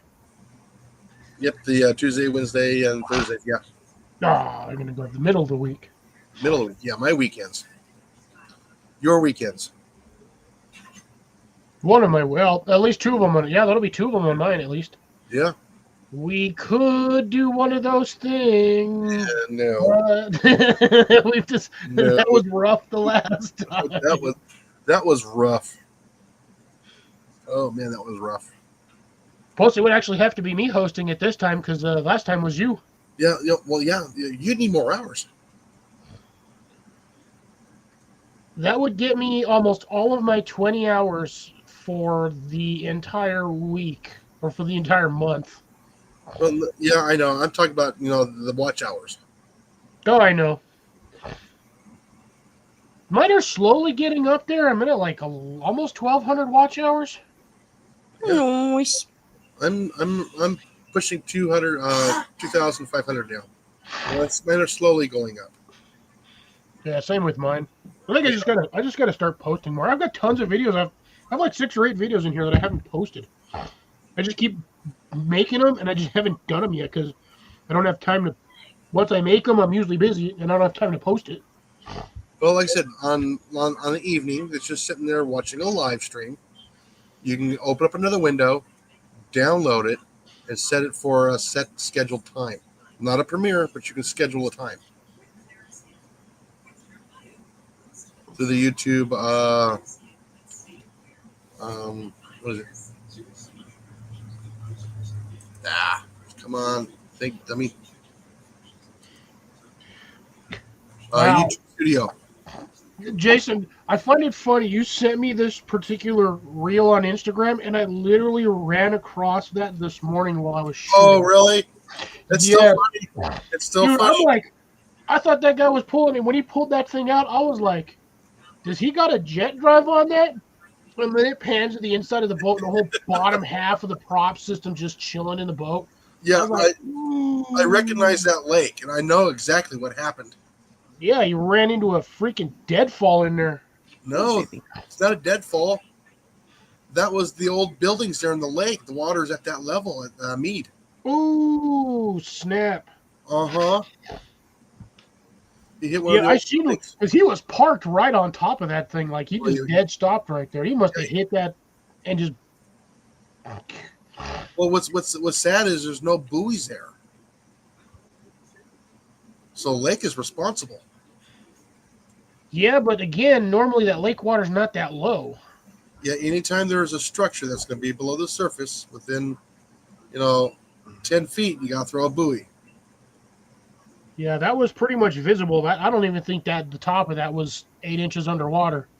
Nope. And it's not visible when you're doing, 50, 60 miles an hour on a bass boat. Yeah, when you're skidding across the water like a stone, yeah, you ain't gonna see that till all of a sudden you just go. "Meh, Yeah, I can't imagine the big old giant brown log in his shorts. Launching Yeah. out of the water like that. That boat's trashed. Are we Oh, yeah. back? Where are you going? I don't know. But I posted it on our Instagram page, so Mandy and everybody else can see it too. Yeah, that's funny. I just happened to see that today too. I was like, ooh, I feel sorry for that guy because he's got to buy a whole brand new ass motor. No, he has to get a whole new boat. No, the boat looked like it was fine. It didn't look like he was sinking. No, the transom is probably trashed. No, because I mean, he lifted. I mean, that thing lifted out of the water with the hydraulics for it. But No, but I mean the transom where it's connected to the boat. oh yeah, Mm-hmm. That took a big old giant. yeah, he might have tweaked it a bit, but that depends on how much he's got it reinforced. Yeah. But yeah, that looked like it just ripped that thing straight off, and he just happened yeah. to turn around and just got the prop before it sank to the bottom. Yeah, no, you probably didn't have to go far for that bottom. Yeah, it was probably sitting right on top of the. It probably broke off and was sitting right on top of one of them ledges. Yeah. That poor guy. Yeah, because you can see all the square rooms and stuff in there too. Yeah, you can see all the bricks. Mm-hmm. That poor dude. Yeah, that's going to cost him at least 15 G's to get all that fixed. No, that's going to cost him a lot of money just to get off the lake. No, I think he had. I think I saw paddles in there, so his ass was paddling to the shore. No, they got to go out and get him and tow him back in. Heck, no, man, I'd be out there with a canoe paddle, just paddling it. Be like, "What happened to you? Ran into something. Boat motor died. Now I'm gonna have to, I ran over a building. now I'm gonna have to sue the lake or sue the city." Now that's the lake. That's going to be the federal. Gotta sue them now for boat repairs. Yeah, well, then he's also, I'm sure he's got, if he's smart, he'd have insurance too for that. That's Oh, not, yeah. but like I said, I didn't see any buoys there. I didn't either, but then again, he really didn't pan out. He No, only panned around to where he saw the structure and then like the side of the boat. yeah. Again, there should have been a buoy there. Oh, chicken's half done. Ooh, making chicken and dumplings. Ooh, the Bisquick dumplings, I hope. Oh, back porch is extra freezer. Oh, yeah. Man, it's a good thing I know how to read Deb. There's a Yeah. one good thing. 17-degree temperatures. Oh yeah, that definitely makes a nice freezer back there. Oh, yes, it does. I You mean, gotta watch out for the masked bandits. yeah. Let's see. Where I grew up, our front patio, we had a cupboard out there, and that's what we used. You know, we would actually have our milk and stuff out there. Yeah. I mean, look at Alaska. I mean, a lot of people in Alaska during the winter times, they just turn off their fridges and freezers. They just open the door and set it outside. Yeah. Because you get like 6 months of just solid colder than a witch's or a well digger's butt. Yeah, like I said, no, I won't go to Alaska during the winter. I wanted to when I was younger. I wanted to move there because I really liked the cold. I had no problems with it. Yeah, as you get older, the more you don't like it. I think if I was in the cold temperatures more than I am now, I would still actually like it. I'm starting to get used to be down almost 12 years. I'm starting again to get used to the heat. Yeah. Which is why I can be outside in 105-degree heat and not die. Yeah, the door's bigger for bigger critters. Yeah. I mean, all you need is a metal cabinet on the north side of the house. Yeah, and you got your refrigerator. Oh, yeah. Get one of those locking trash cans. I don't know. You remember those old enamel shelves with the doors? Yes. We have one of those on our front porch. Like the old medicine cabinet style ones. Yeah, but it would almost look like a small, like a refrigerator, Yep. like the old refrigerators. You just open it up and get stuff in and out. Yeah, I would love to have one here for wintertime. Can always make one. No, I just go buy a spare one at work for like $150. True. It's just enough to keep the raccoons out. I've seen people do that with the like the stand-up tool chests. Yeah, Well, they'll modify them and they'll cut holes or drill holes and put mesh screen on the shelves, and they use those as smokers. yeah, you can do that with old refrigerators too. All you need is one of those hot coils with a cast iron skillet. Put some wood chips in there and just let it smolder. Yeah, they'll smoke that whole thing. Smoke it, yeah.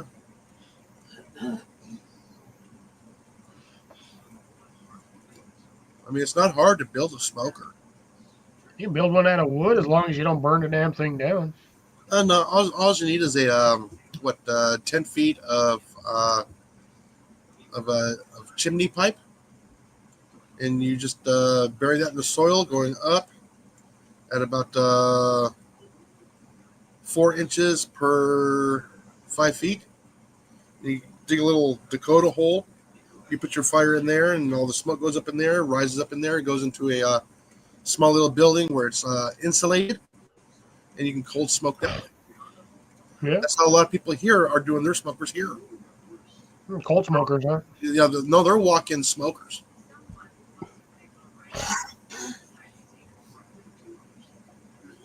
If you want a hot smoker, you just put the coil. Was it the coil burners? And you set those on like 2 or 3, and you put a cast iron skillet there and put wood pellets in there, and it'll sit there and smolder. There's Colin. Hey, Colin, how's it going? Yeah, there's Grace. Hi, Grace. Good evening, folks. Yeah, but they'll get that 1 inch thick, 4 foot by 8 foot sheets of styrofoam with the metal or the foil backing. Yeah, the aluminum backing or whatever. Yeah, and they'll put the aluminum foil towards the cooking area. Yeah, reflector. Mm-hmm. I mean, you can get some of those smokers looking pretty nice. Red Show's got some bite. Because this time of year, you want to keep it at that right temperature. You don't want it fluctuating. Yeah, I'm back. But we're talking for 2 days of worth of smoking too, Yeah. where it's at 100 degrees, 110 degrees. So it takes a while for it to cook, especially when you got a whole hog in here. Pig.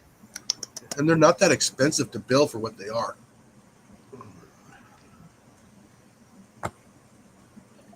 And I've seen a couple of these guys will actually do the same thing, but they'll install a window unit and turn it into a chiller Sorry, put you need to that- click on that one. on the AC on its lowest setting. Hey, Grace. Hey, Colin. Jenny. Let's see how long it takes them. Well, he's got to find it first. Well, what does this last post say? Yeah. So he said any. I gave him a link. Didn't necessarily give him the right one.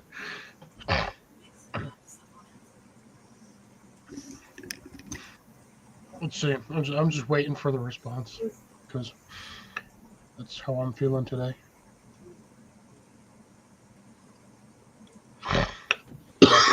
Yeah, one day I'll probably build a walk-in smoker, a walk-in chiller. Maybe. Yeah, it's not hard. It's not hard to put one in. I gotta find the right link here. I have like 6 links copied. Amanda is dying. You know what? I forgot to take the other one off. No, I'm not dying. Good. Died this morning. I couldn't stop freaking There you go, Colin. sneezing. Spicy vanilla ice cream. Yeah. Doesn't that kind of defeat the purpose there, though, Obstacle, if you're having vanilla ice cream with some habanero powder? Because technically, since it's a milk-based, it tends to kind of dull the spice from the habaneros. I don't know. How you doing, Cliff? Doing yourself? Hello, Colin. I've got a bit of a head cold, but other than that, I'm good. You'll be right. Run a I'll marathon. take the head coat More all nachos. over the toothache any day. Yeah, you got a head toothache, huh? Yeah, that's past 4 days. Let's see here. There's supposed to be some kind of clove oil is supposed to help with that. Yep, I just got the antibiotics, and then when that's That done, works too. I go straight Clove oil helps with the numbs it. and have them remove that tooth. Oh, oof. Jenny's got a couple that has to be done. Yeah, I know. I hate going. I've only got one tooth that's gone, and I had it taken out way before I met Jenny. Mhm. I hear.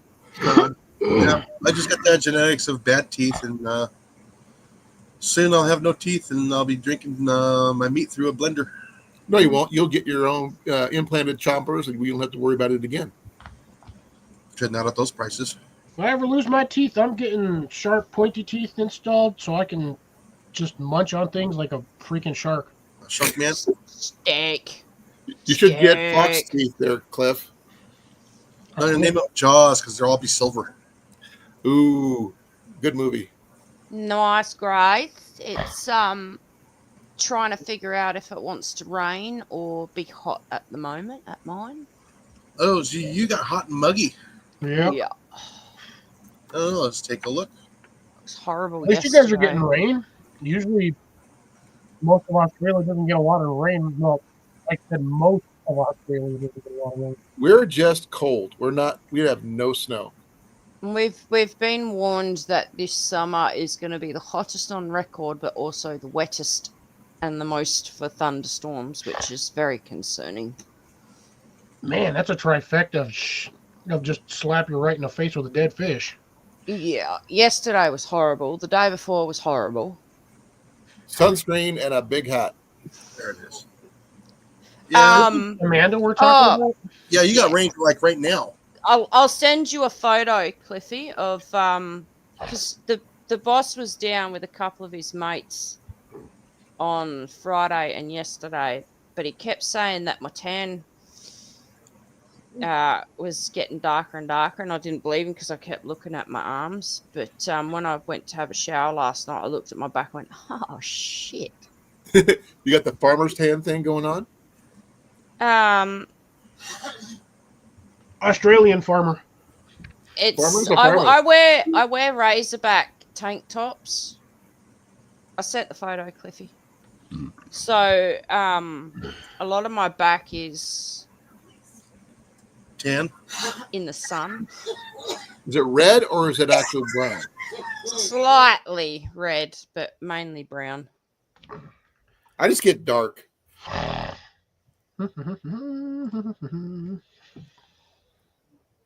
Ooh, That was my back yesterday. Crispy. It doesn't hurt though. It's not really sunburnt. It's No, tan. That's actual that working tan. tan. like I said, farmer's tan. That's not a farmer's tan. If it's anywhere where your clothes are not, yeah, it is. No, But I didn't realize how bad it was. Well, you're lucky you didn't get blisters and stuff. Second to third degree burns are possible. Yeah, I've got to Depending on the get exposure. some fishing jerseys for work. And Yeah. fair skinned people get it worse than anybody else. Yeah, you I need to don't get know if they'll ship them over there to you, but check out. God, I want to say my buddy, but he's not really my buddy. He's just got him there. some guy I know. Oh man, I forgot. It's Joshua Taylor. He does salty scales. I mean, he does outerwear like sun shirts. Is where do I find the link? Like, how do I get there? Where is he? He's a Florida YouTuber that owns his own charter business, but he also runs a t-shirt company, or well, has a t-shirt company. I don't know if he runs it or just makes them, but it's just saltyscales.com. I should take you right up to it. Scales. tomorrow Sunday. And his logo, yeah, there you go. No. Yeah, just saltyscales.com should take you right to it. Oh, there we go. Saltyscales.com. Don't know if he might ship to Australia, but for the price of the shirts, Ooh. they're worth it. I've got one of his shirts, and I've worn that thing on and off for like 3 or 4 years now. For those people who weren't at the one get together we had down here when we were living in Osceola, Ian didn't wear a long sleeve shirt. He got so burnt from here. I all honestly the way down. thought I would get burnt, but I haven't been. I've just been getting darker and darker and darker. Well, you're minimizing your exposure. Just do a little bit at a time, just enough to No, I'm in the sun day in, day out, Colin. She's getting her vitamin D. Considering You I know, have you to can take overdo it, vitamin frickin' D because my body don't want to absorb it. I have so many things I can say, but I'm not. Shut You're up. thinking it though. I'm always thinking it. I do like that shirt. That's a nice shirt, that one. They've got fish ones. They've got normal ones. Those fishing shirts there, Cliff. Now, yeah. Sorry, Dad. That's too cold. It's a little pricey, though. I had to wear my short coat this morning. Oh, Was the that cold? sea turtle's nice. Now, the only thing I can say, Amanda, is to throw something in the cart and see if they'll ship it to your area. What are they called again, Cliff? Salty scales. Oh, I think I've heard of those. Yeah, that's Josh Taylor out of Florida. He's got his own charter business.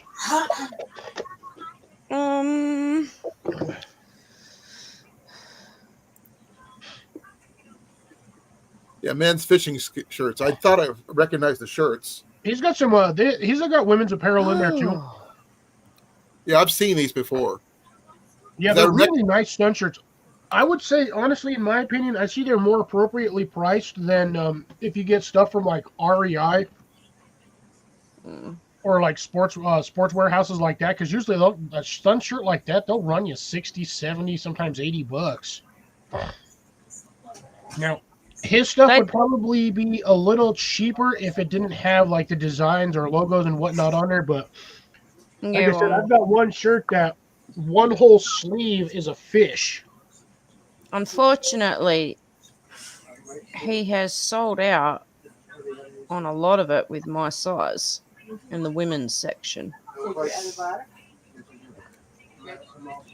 So Okay, there is some other shirts that are like on ooh, Amazon got that do ship to collections. Australia that are really inexpensive. Like, so you can try there too. Yeah, but not cool ones like that where you can get a fish. Turtle. I love the sea turtle one. Okay, Cliff, When we're talking about turtles, where's Blake? check this one. Now he's along the line of the SA shirts, right? Sneak attack? SA. Check that one out, Cliff. Yeah, I'm looking at it. Well, let's show. There you go. Yeah, no thanks. Okay, let's see here. Do they- Yellow. Yeah, blue ones. I know I can get fishing shirts in town. I feel those are Just way gotta- too basic. Gotta go get them. They're only for work though, Cliffy. I don't want to be spending like $50 or so on a fishing jersey that I'm only going to get wrecked. Makes sense.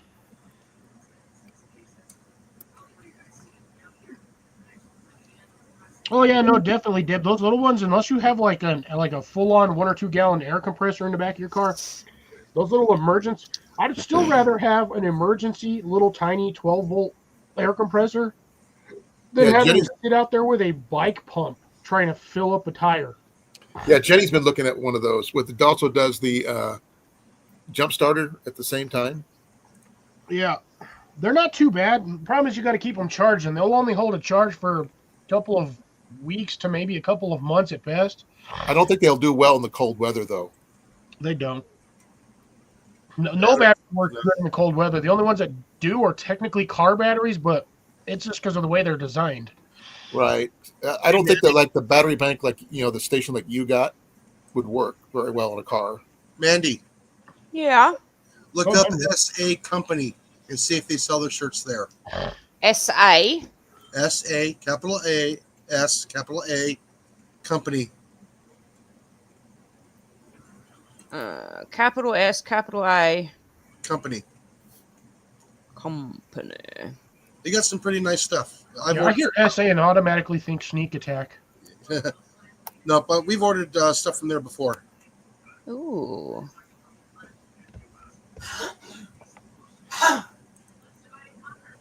They got some nice shirts too. They got hoodies for both the men and the ladies. Wriggles. Hoodies, outerwear, Uh-huh. women's. We got tanks too. Mm-hmm.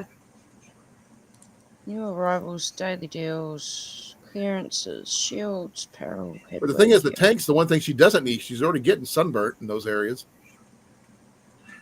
I'm looking at the hats they have on here, and they look like goat eyeballs. Yeah, some of these shirts actually have hoods on them. Help you protect you from the shirts, or you can order from the Guggen Squad. Oh, sorry, Amanda, that one's for you. Yeah, Deb, I have one of those little car compressors. Mine was a shit. I've never seen them, to be honest, Deb. Shirt's a shirt. For me, it's for work. I don't know if they have Bass Pro in Australia. No, we don't. Yeah, but like I said, there's SA Company. I know they ship worldwide. Husky. I'm not seeing fishing shirts. They're just gonna be the long sleeve shirts. They're real thin, wicking shirts. Performance shirts. Yep. Oh, hello. Oh, they're all white.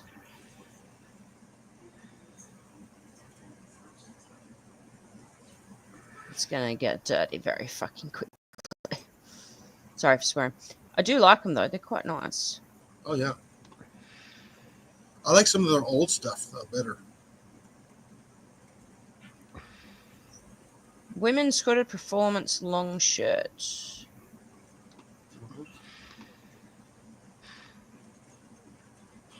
They got the hats too. The hats are nice. Mm.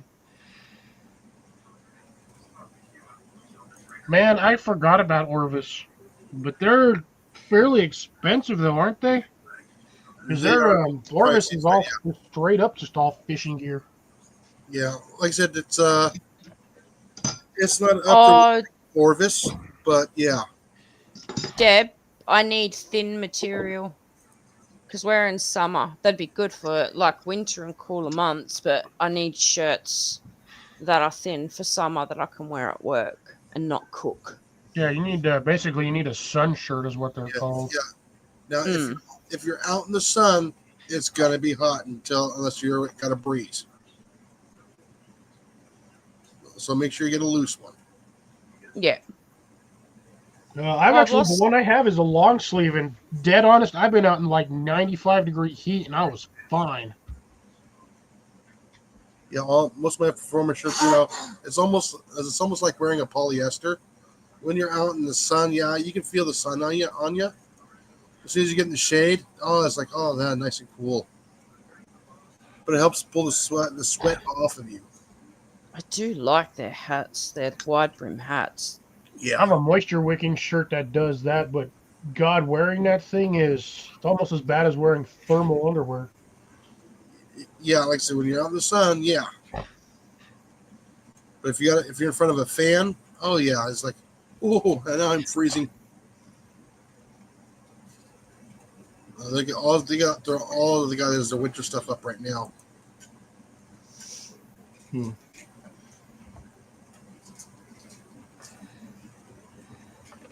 They got all the Elmerfoot hats up right now. Ooh. I don't actually need one. Surprisingly, I have I have a couple of beanies. I got a wool beanie Yeah, that I have not Ooh, I haven't even stinky. had a chance to wear yet because it doesn't get cold enough for me. there's I've got two Carhartt beanies, I guess you want to call them. yes, I like I the call them watch caps, but that's what I've always called them. yeah, I like they're like the little boonie hats, as I kind of call them.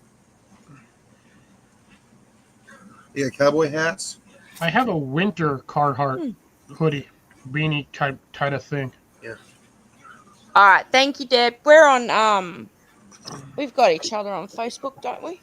Pretty sure we do. Cliff, when you get a chance, I would like to show you the new bow I picked up. Why? Why did you pick up a new one, Colin? You don't need them.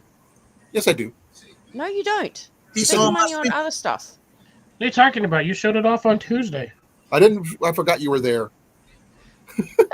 You're usually not there on Tuesday. and Wednesday. No, sorry, you showed it off on Wednesday. Okay. I totally forgot. Please forgive me. Yeah, well, You're Ian was forgiven. trying to take your screws, and you said no. Stop taking. No. Oh, no. What it means is these right here. These are the Yeah, bolts the that thumb screws. I don't know Yeah. how much longer I'm going to be awake, guys. Like I I said, ordered them because I thought I'd need them, not realizing that No worries, Jason. You're good, Jason. If you gotta go, you gotta go. well, like I said, I've had very, very little sleep in the past 3 or 4 nights. Yeah, I can understand why. Yeah, We still love you, Jason. Be well, Jason. Yeah, for those of you who haven't had a Not chance to leaving check yet. it out, I put a short out today on basically dirt cheap dirt. Go give that one a watch and give it a thumbs up. and share it. That was more or less for the whole topic was going to be for the topic tonight. Talking about dirt, talking about gardening, and something Dirt. me and Jason were talking about last or the week before last was trying to restart not market gardens, victory gardens. What are they? It's basically it was something they did during the war, and what they would do is Food. they would use little plots of land, front yards, churches, parks and stuff. They would get with the cities or whatnot, and they would allot basically like little mini plots Little food forest. to grow little bits of food for during the war, so that to help relieve a little bit of like food famine or war supply mongering or blah blah blah, or just to help out the farmers. Mm. So you'd have these people, their front yard would whatever patch of grass it could be a 10-foot by 8-foot square, 5 foot by 5 foot square, and they would try to grow as much physically possible that they can in that space to help alleviate, food for the troops. Oh, they used to But also no, use it's like victory gardens, is what they called it back in the day.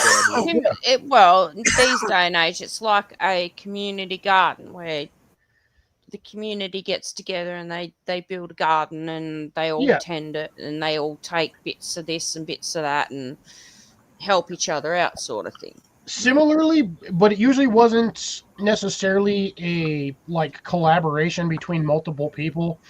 It would just be, you could have every other house down the street doing this, and they may or may not consider helping each other out, but it was usually just for, one neighbor might just be growing nothing but carrots. You might have one neighbor growing potatoes, just nothing but potatoes. Oh, Yeah, okay. if you do like a Tomatoes swamp, and- so most of the food that they were farming would go for the military effort.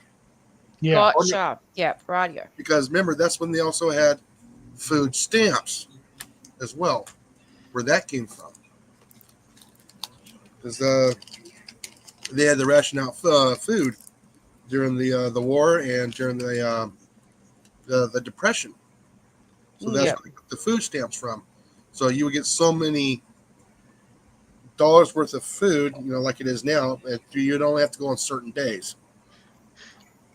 Yeah, so Yep, like yep. Deb says right here, Yep. this is what she said. Yeah, because again, a lot of those rations did Ration not. books, thank you. Yes. Yeah, you would get things like bread, beans, rice, cheese. cheese, like the basic staples for survival. But it all went, or a majority of it went to the soldiers and that. Mhm. yeah, it was all done to help alleviate some of the farmers from having to make so much, because they can only make so much at any given time. But you have these little plots that are manned by the people that live in the houses or around the communities, and they can grow different things at different times instead of having to wait for the farming cycle. Yep. And That's they cool. usually changed. The Victory Gardens changed from food to flowers over time.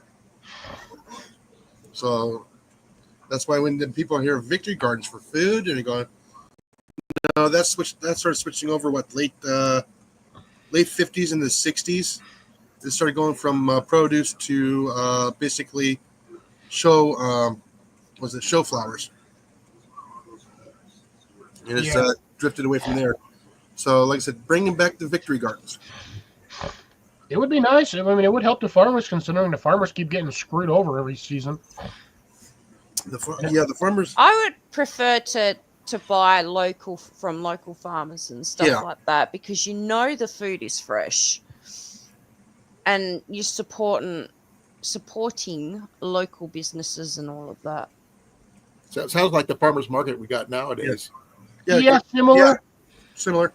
Yeah, but like with the farmers markets, you're not going to get that perfect grade A stuff. That's Oh, you'd be surprised. Some I'll get some grade A I honey don't and mind. stuff. I don't mind if there's a blemish on it. At least it's not covered in wax. Oh, yeah. Longer on the shelf. It may be different from state to state here in the States. So, I mean, Iowa, we have a lot of good produce we can get just from average everyday people. Oh, late 40s.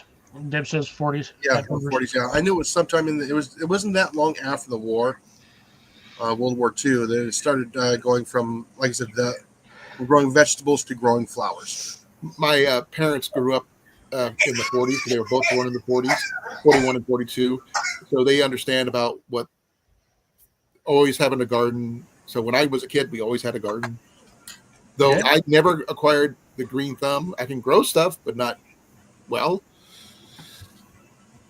Like I said, my granny was in the shipyards, and she remembers the Roaring 20s, and she used to tell us about it all the time when we were little kids in the 80s. And we'd sit there and we'd listen to her stories. Yep. And she'd tell us about the Great Depression. Basically, it was noodles and ketchup with spaghetti. Yeah. Ours was a lot of grilled cheese and stuff like that. No, but I mean, they were just happy just at the pasta and the ketchup. Oh, they didn't have a lot of pasta unless they made it themselves. And my dad and my actually had a family recipe of chicken and noodles, turkey noodles, and beef and noodles. So basically, same noodles, just throw different meats in there. What they had to make noodles and potatoes. We used to have rice and milk for dessert. My dad loved beef stew and rice. Yeah, but because I learned a lot about the 20s from her. To me, the 1930s, I should say, the Great Depression from her, because she told us. What floor are you talking about, Cliff? The obstacle. Oh, Used to like listening to my grandma.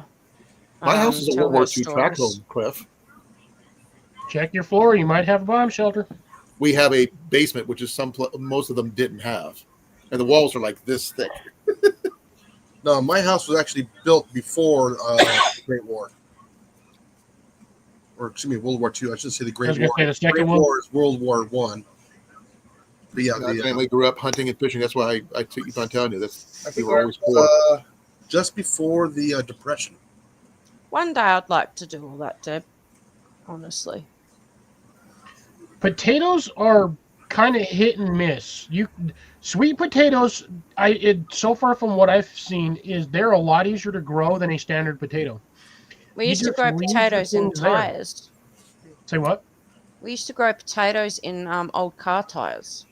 Yep. Like Yeah. stack them. My dad did too. They also grew a lot of rhubarb.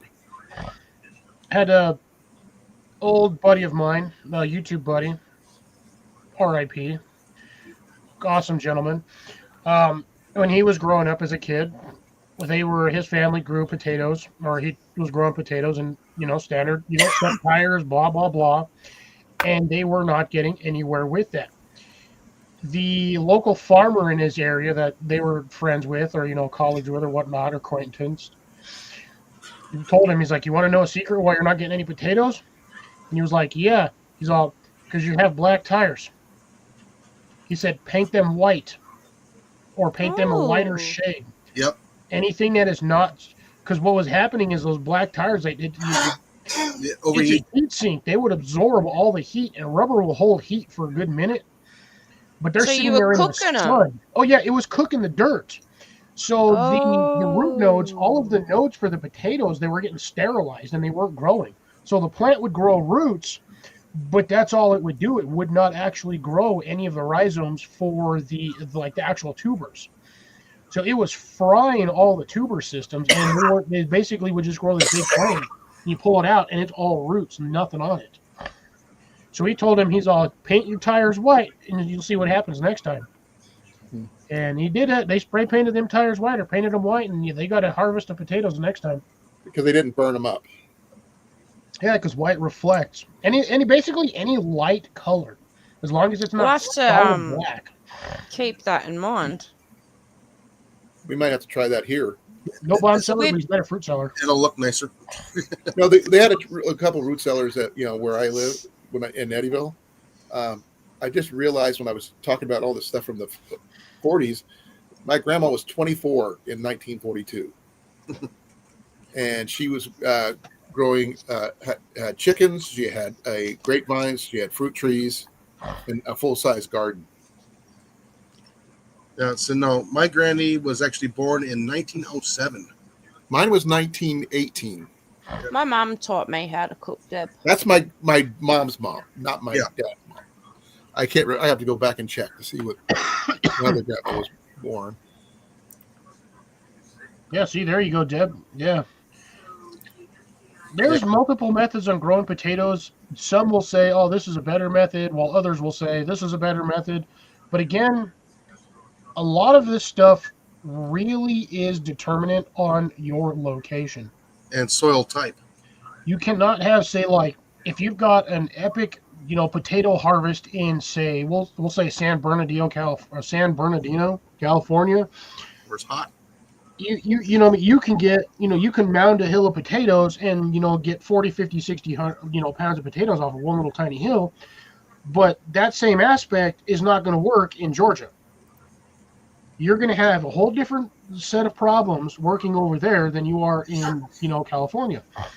So not everything is going to grow the same everywhere. And most of us as farmers or growers already know this. And a little bit of fun fact: during World War II, they had the Japanese concentration camp in Chandler, Arizona, which actually grew vegetables for the effort. And that's how Chandler, Arizona got started. That's why there's a strong Asian Influence. influence in that area, yes. And a lot of them were against the Japanese, but they were still stuck there. Yeah, that's for some reason I don't know why it is, but the human race likes to subjugate and do everything with it. I mean, it's like that everywhere else. If you think about it, look at Egypt; they were the worst. King basically enslaved the whole region and was like, "Yeah, you need to build me a giant four-sided triangle." And okay, now that you built the first one, I need you to do it 2 more times. Like, bro, one wasn't enough. No, it needs siblings. Oh, and I want it like Orion's belt. Right. See, those guys had knowledge that that has been completely lost over the eons. Yeah, what's funny is the square of the Great Pyramid of Egypt is the same exact number down to the digit for light speed. That's interesting. Or what was that? The last part? The square of the Great Pyramid of Giza is exactly the same number down to the digit for light speed. No, that last word. I couldn't hear it. Light speed. Light speed. Oh, okay. I was like, wait a second. Exactly the same Light number. bulb. Down to the digit. So No, didn't they also Yeah. find out that from end to end, from like basically the bottom square, is the from corner to corner is the same length that it is from corner to top? Yes. Yeah, Yes. it's I think it's actually 8 sides because it's tilted inwards at the center from 4, corner to corner. 5. yes, that's the thing though. We don't know what's technically under it because They haven't we've told never us. done dirt, so it's not like we've sat there with an excavation team and just like, all right, we're gonna go to the side of this thing and we're gonna just dig out like 3 metric tons of No, freaking probably dirt even more than that. Probably to see about what's under it. 400 metric tons. And figure this one out. What they use for the base to hold all that weight without it shifting. Bodies. Lots and lots of bodies. You know, surprisingly, that I wouldn't put it past them because No. it coagulates, but then again, it would also break down over time. So probably Yeah. after about a year or two in straight dry sand, that thing's going to be gone. Yeah. I don't know. It's like the Leaning Tower of Pisa if you think about it. But those guys were idiots. They built that on a freaking sand bog. Yeah. They said it's like 13 acres is the base of that. Yeah, but if you think about it, look at all the weight on the soil. How come it hasn't shifted? Maybe because it's not solid. There's like chambers in it. It's almost solid. Aside from the inner random tunnels, the pyramid is solid. But the thing is, I think what's honestly holding it in place is actually compression. If Yeah, it but- didn't have that much weight pushing down on the sand, basically collapsing it or like essentially making it concrete, yeah, that thing probably, if it wasn't that heavy, it probably would sink into the dirt by now. Yeah, that's what I'm saying. Or it would have tilted, it would have shifted. It And says it's between some way. 5.7 and 6 million tons. Per square inch, right? Nope. It just says over. It's the estimated. They don't say anything about per square inch. Because each one of them blocks, I think, was what, like 1,000 pounds or some shit like that? 2.5 to 15 tons on average. Yeah, and you figure there was probably that's probably well over 2,000 or 3,000 blocks making that thing up. But yeah, still, They that's what estimated 2.3 million blocks. I want to go see it. You want to climb it, just admit it. Yeah, you actually can't. They will actually. I arrest know that, but doesn't mean he doesn't want to. No, I don't want to climb it. I want to know how they supported the weight on that. I'd rather go to that one guy who built that Footage. balancing rock place here in the States.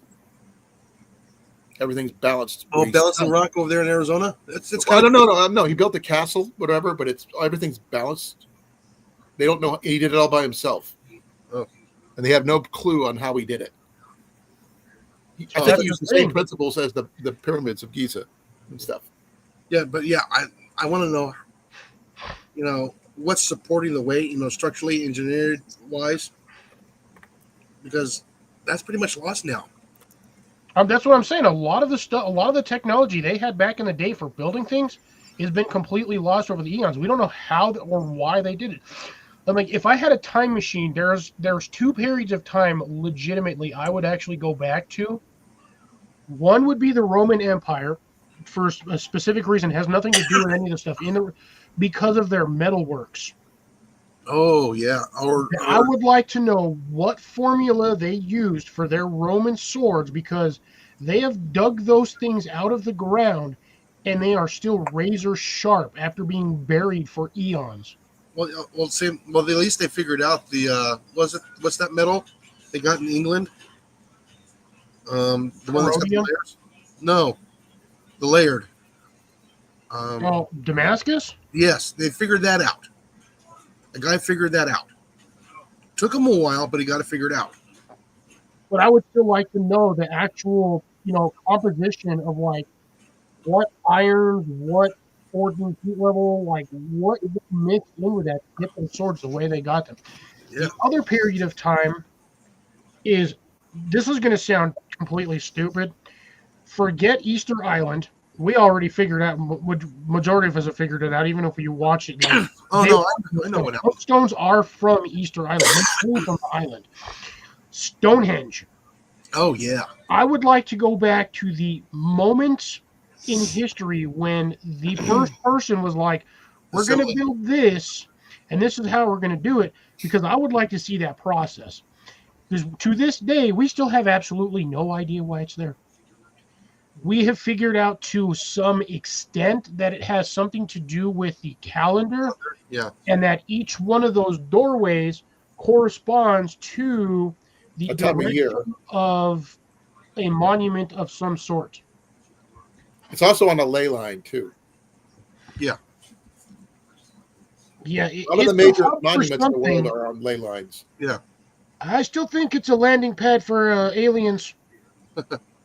You think the Stonehenge is, but not the pyramids. Well, I've seen Stargate. That one's a bit of a stretch, but if the way we've, so the way we depict alien spaceships is it's usually a slightly tapered disc with an orb at the bottom and an orb at the top. Okay, if you look at some of the Mayan artwork on a lot of their walls, the carved artwork depicts similar images. The Aztecs too. All of them do. So somewhere along the lines, somebody back then had to have seen an alien ship just, earbagging it, whatever. Not this. I have no proof of this whatsoever because I can't go back into time to see what they saw. But based on the carvings that they have in some of these temples, whatnot, they saw something. Otherwise, why would they carve something like that onto a stone that they knew was going to last for all of eternity? Millennia, yeah. I think somebody mentioned on one of the pictographs they did. I saw a pictograph of an airplane. Yeah, I believe, if I remember correctly. Well, there's been airplanes, spaceships. There's a depiction or carving of basically a guy in a spacesuit. Yeah, I remember that one. Yeah. I think there's even a carving of a submarine somewhere. But again, I think we I don't kind of remember debunked that one because if you ever go to the ocean and you see a whale or something like that, you could technically mistake that for something like that. So But there have been carvings of I ran across it recently. Enough. Carvings of dinosaurs Enough. on stuff that's like 5,000 years old. So at some point, somebody during their lifetime or during the span of the Jurassic period, humans were around long enough or for a brief amount of time to actually see what a dinosaur looked like. Otherwise, there'd be no recorded carvings of said creature because they would have been extinct long before man even got there. no, well, maybe there doesn't mean just because some of the dinosaurs died doesn't mean all of them did. Yeah, well, I mean, we're technically as we are now, the standard, current human race, we live amongst dozens of dinosaurs. Birds. So, if you think about it, the word dinosaur doesn't go back any further than was it 1866? Yeah, I don't know what they would have looked. Dinosaur means terrible lizard in Latin, correct? They were called dragons before that. Yeah, see that there's another interesting point because there's no guarantee that back in the back during that time snakes did not have wings. Or there's a possibility that somebody saw one of those 3 or 4 well technically the wingspan was like 3 feet, but them suckers were like 6 foot long No, dragonflies. I think what they actually saw was the bones of the dinosaurs. I think what they saw was dragonflies, honestly. And Okay, no, there the fossils. Isn't there such a thing as supposed to be a flying snake that kind of flattens itself and glides? Yes, there is a flying snake. Yeah, I don't remember the name of the snake, but yeah, it can glide to an extent. Maybe that's what they Something saw those, and they might have thought they had wings or something to keep them aloft or something. Who knows? I mean, again, there's a lot of things that if we could actually physically make time travel a reality, we'd be able to figure out so much random stuff. Well, it's easier to go in the future than the past. Yeah, but see, once you go forward, You can't go I know back. some of y'all have seen Jules Verne's Time Machine thing where he went into the future and that he was stuck there and he couldn't come back. Now, describe this. If you had no words to describe what we have now, how would you describe a person back 400 years ago, a person that can fly? How would you descript that on stone or on paper? How would you do that? Essentially, it would have the essential, like what they did for the caveman. It would be a depiction of a stick figure with what looked like wings. You got it. That would be how I would depict flying man. A man that can fly, yes. So no Superman, no Green Lantern flying through the sky. No, Which we call now angels. yes, I was going to say Or God or avatars. something similar. Mm-hmm. Yeah, like I said, they didn't have a vocabulary like we have now. So you got to go back and think and say, okay, they didn't have that word. That word did not exist. How would you So- describe that? That means like St. George and the Dragon, they went up against a dinosaur. Mm-hmm. I can see it. Yeah, Deb, I agree with you there. There is the butterfly effect. So you would have to basically tread extremely carefully. They did. The Butterfly Effect was a really interesting movie, just on that principle. No, then you got Bender stomping around. That's a whole different movie. It's like the whole scenario, kind of like Back to the Future, but Yeah. not quite. I mean, yeah, they went back into the past, altered a few things, but really didn't have too much of a detrimental impact on the actual future. I think as long as you don't change key events, Those are fixed points in time. yeah, then you don't really have an issue with the future. It might curve slightly, but you should still have mainstream the same effect versus, if, say, you went back in time to where the dinosaurs were and you decided, screw this, I'm going to wipe out all the T-Rex now, which would have completely dislodged the entire ecosystem and for all we know, we could have a third arm growing out of our back. Okay, I'm using another time travel movie. Hot Tub Time Machine. The guy whose name was Lou created Lugal instead of Google. Yeah, it's because he went back and it's because when they went back in time, he already knew when Google was going to make. So yeah, he invented it before the actual dudes that invented Google, just because he knew it was going to happen. Yeah, Had future knowledge. See, that would be the worst thing. I've never seen that movie, so I don't know. I've kind of always wondered like how reality would have turned out. Say if somebody, nowadays through our time, went back with say like a 50 cal minigun to like a random war and just wiped everybody out and then just went back to the future like right afterwards and was like, peace, I'm out, just to see what the effects would be. Then go back and stop himself from doing it again? Maybe. But then you'd have a time paradox. There'd be a paradox anyway. Because if he wiped out the wrong person, he could have wiped out his own family line. But you won't know because you're technically displaced from time. So you wouldn't actually disappear until you return to your original timeline. That's what I meant. When he goes back, yeah, he doesn't know if he's going to be around or not. So if he was never born, that means he couldn't go back in time to do that thing again. Yeah, again, it's a weird time paradox. You'd only be able to do it once, but then after unless that, he stays in the machine and stays outside of time. See, the weird thing, that's the thing with time, you never know what's going to happen. But, I mean, the effects, again, I've always thought, like, I always thought to myself, I'm like, if I could go back in time, would I take an Uzi to a war to the pioneer, like, when they were sitting out there using black powder and muskets? Can you imagine it, you just running up with 2 Uzis and be all brr, brr, brr, brr, brr, and just wiping out the front line? While not even getting hit because they can't aim and they don't have rifling. So the chances of you getting hit from a dude 15, 20 yards away was literally slim to zero. There's a couple of movies, I can't remember, TV shows that I remember. I'm not sure if this would count on that particular note. Is a guy who went back in time with a couple of laptops to the Third Reich and gave them downloaded information from the future. Oh, that was Batman Superman one. No. This one's actually different. This one's actually a live action TV show called Time Track, I believe. Batman, like the cartoon.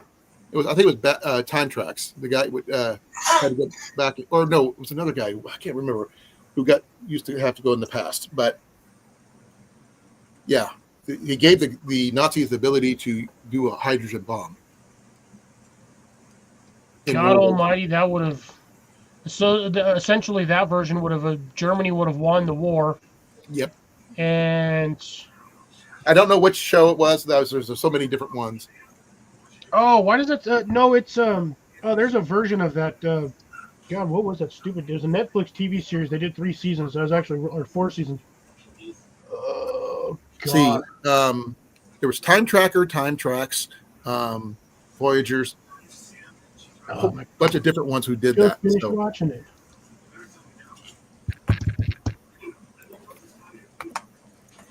Oh my God, Umbrella Academy. Yeah. There was an instance, one of the characters has the ability to blip through time, and he blipped into a time where Germany won the war, and there were Nazi tanks everywhere, just flattening everything. But yeah, weird effects if we could actually do that. But I mean, we have pictures of displaced people throughout history, and we don't really know how they got there. But I'm pretty sure somewhere in the future, somebody invents something like that. I mean, if you look at the guy from The Simpsons, his episodes, like random episodes, have predicted so many things. It really does make you wonder. And they've never actually, he still refuses to answer whether or not he's from the future or not. They've had numerous interviews and asked the guy, he's like, how do you know all this? He's like, this episode, they'll show him like clips of like, this episode predicted this episode predicted this, and all of this stuff. Like, Accurately. extremely accurately. far. I was going to mention to be the cool. Simpsons, but I don't know if anybody wanted to go that route. Well, what was it? The Simpsons did the one. I mean, years back. Was it 12 years before President Trump ran for presidency? Yeah. In 2016. They I actually think said him. the map, I believe, was only 2 states off. But what that particular episode physically showed him going down an escalator in a mall, which is what happened almost to the T after it got in there. And everyone's like, this is way too accurate. Even the whole Lisa Simpson being the first lady running for whatever, they pegged that one too. So, I mean, they're a dead episode that they even predicted the Twin Towers in The Simpsons. Yeah. Was one of the episodes. So, what would be the a couple items that you would just drop purposely for somebody to find later on? I'd almost want to say a cell phone, but they would have to have the ability to. They would need the ability to charge it. What was that one? The one. Give me a second. Oh, where these guys? Other than that, I would. You know what? High-powered flashlight. Me, no. Here, I would probably drop on U.S. soil a metric measuring tape. Oh my god! Can you imagine how much easier math would be? For everybody or just for us? For everybody. We're only the only ones that don't use metric. Just because metric makes no sense. Yes, it does. No, it don't. It makes perfect sense. No, it doesn't. Maybe on a mechanical standpoint, but no, Not on the average person. It doesn't. Ask Mandy. What? Metric is so easy. It is. It's not. It is. Yes, It is. Nope. Yep. It is Shut up. not. Shh. Colin. Shh. Shh. It is.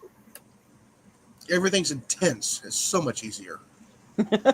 I only say that it's easy because that's what I was brought up with, and that's what I've learned. Well, no, see, I learned standard, okay, and I had to relearn metric. I picked up metric in just a few minutes. Oh, okay. So Chris, much. have you seen the movie Timeline Yes, I have. Probably at some point. with Paul Walker? Maybe. Paul Walker. When he was Paul young, Walker from the Fast and the Furious movies. when he was younger. Way before he passed So away. young. That's a good movie about. They actually did something where they buried something and they found it in modern times. Oh, Back to the Future did it too with the time DeLorean. No, you know what, Jason? I think duct tape would be a fun one, just to randomly go back through time and just drop off somewhere. But like, what is this roll of black stuff or blue stuff or gray stuff? And then they pull it out, it's all super sticky. Like, what did they use this for? They'd figure out how to Anything use. under the sun. No, I would like to know what they used the Baghdad batteries. The what? Baghdad batteries. Yes. What did they actually use those for? Healing. They thought that would cure people's afflictions. I think they They also use electric eels to do the same thing. I think they used it for light, Then what was the light? like a flashlight. Flashlight, No light indicators of light bulbs. Yes, there is on the Egyptian. No, there's actually no I don't- actual pieces, parts, any relics. Well, yeah, because they made it out of thin materials. It's not gonna. I mean, look at the light bulbs we have now. You stick it in a landfill. Other than like microparticles of glass shards, that stuff goes away after a while. The metals are gonna corrode and rot away. It's just like copper. Well, you got the Edison bulb. That's still there's that one that firehouse has been The over a Chicago, year. that fire station in Chicago. It's still going. Yeah, because they made that one out of extremely thick glass, and that filament is like 5 times thicker than any filament ever made. Yeah, the thing is, if they still made them, you wouldn't have to replace bulbs anymore. That's the problem. That thing has been on for the last like 50 plus years. 100, Yeah, over 100 100 years. plus years. Okay, and 100 it's plus always years. on. It's not getting the power surges either. Yeah, Going through temperature changes. but but that filament is like a number 10 nail stuck to two freaking connectors, and it just sits there on. Yeah. They actually have a website where you can watch it. Yeah. No, Not kidding. he's actually not lying. They really do. I There, know. you can actually go to find it and just watch the thing on all day long.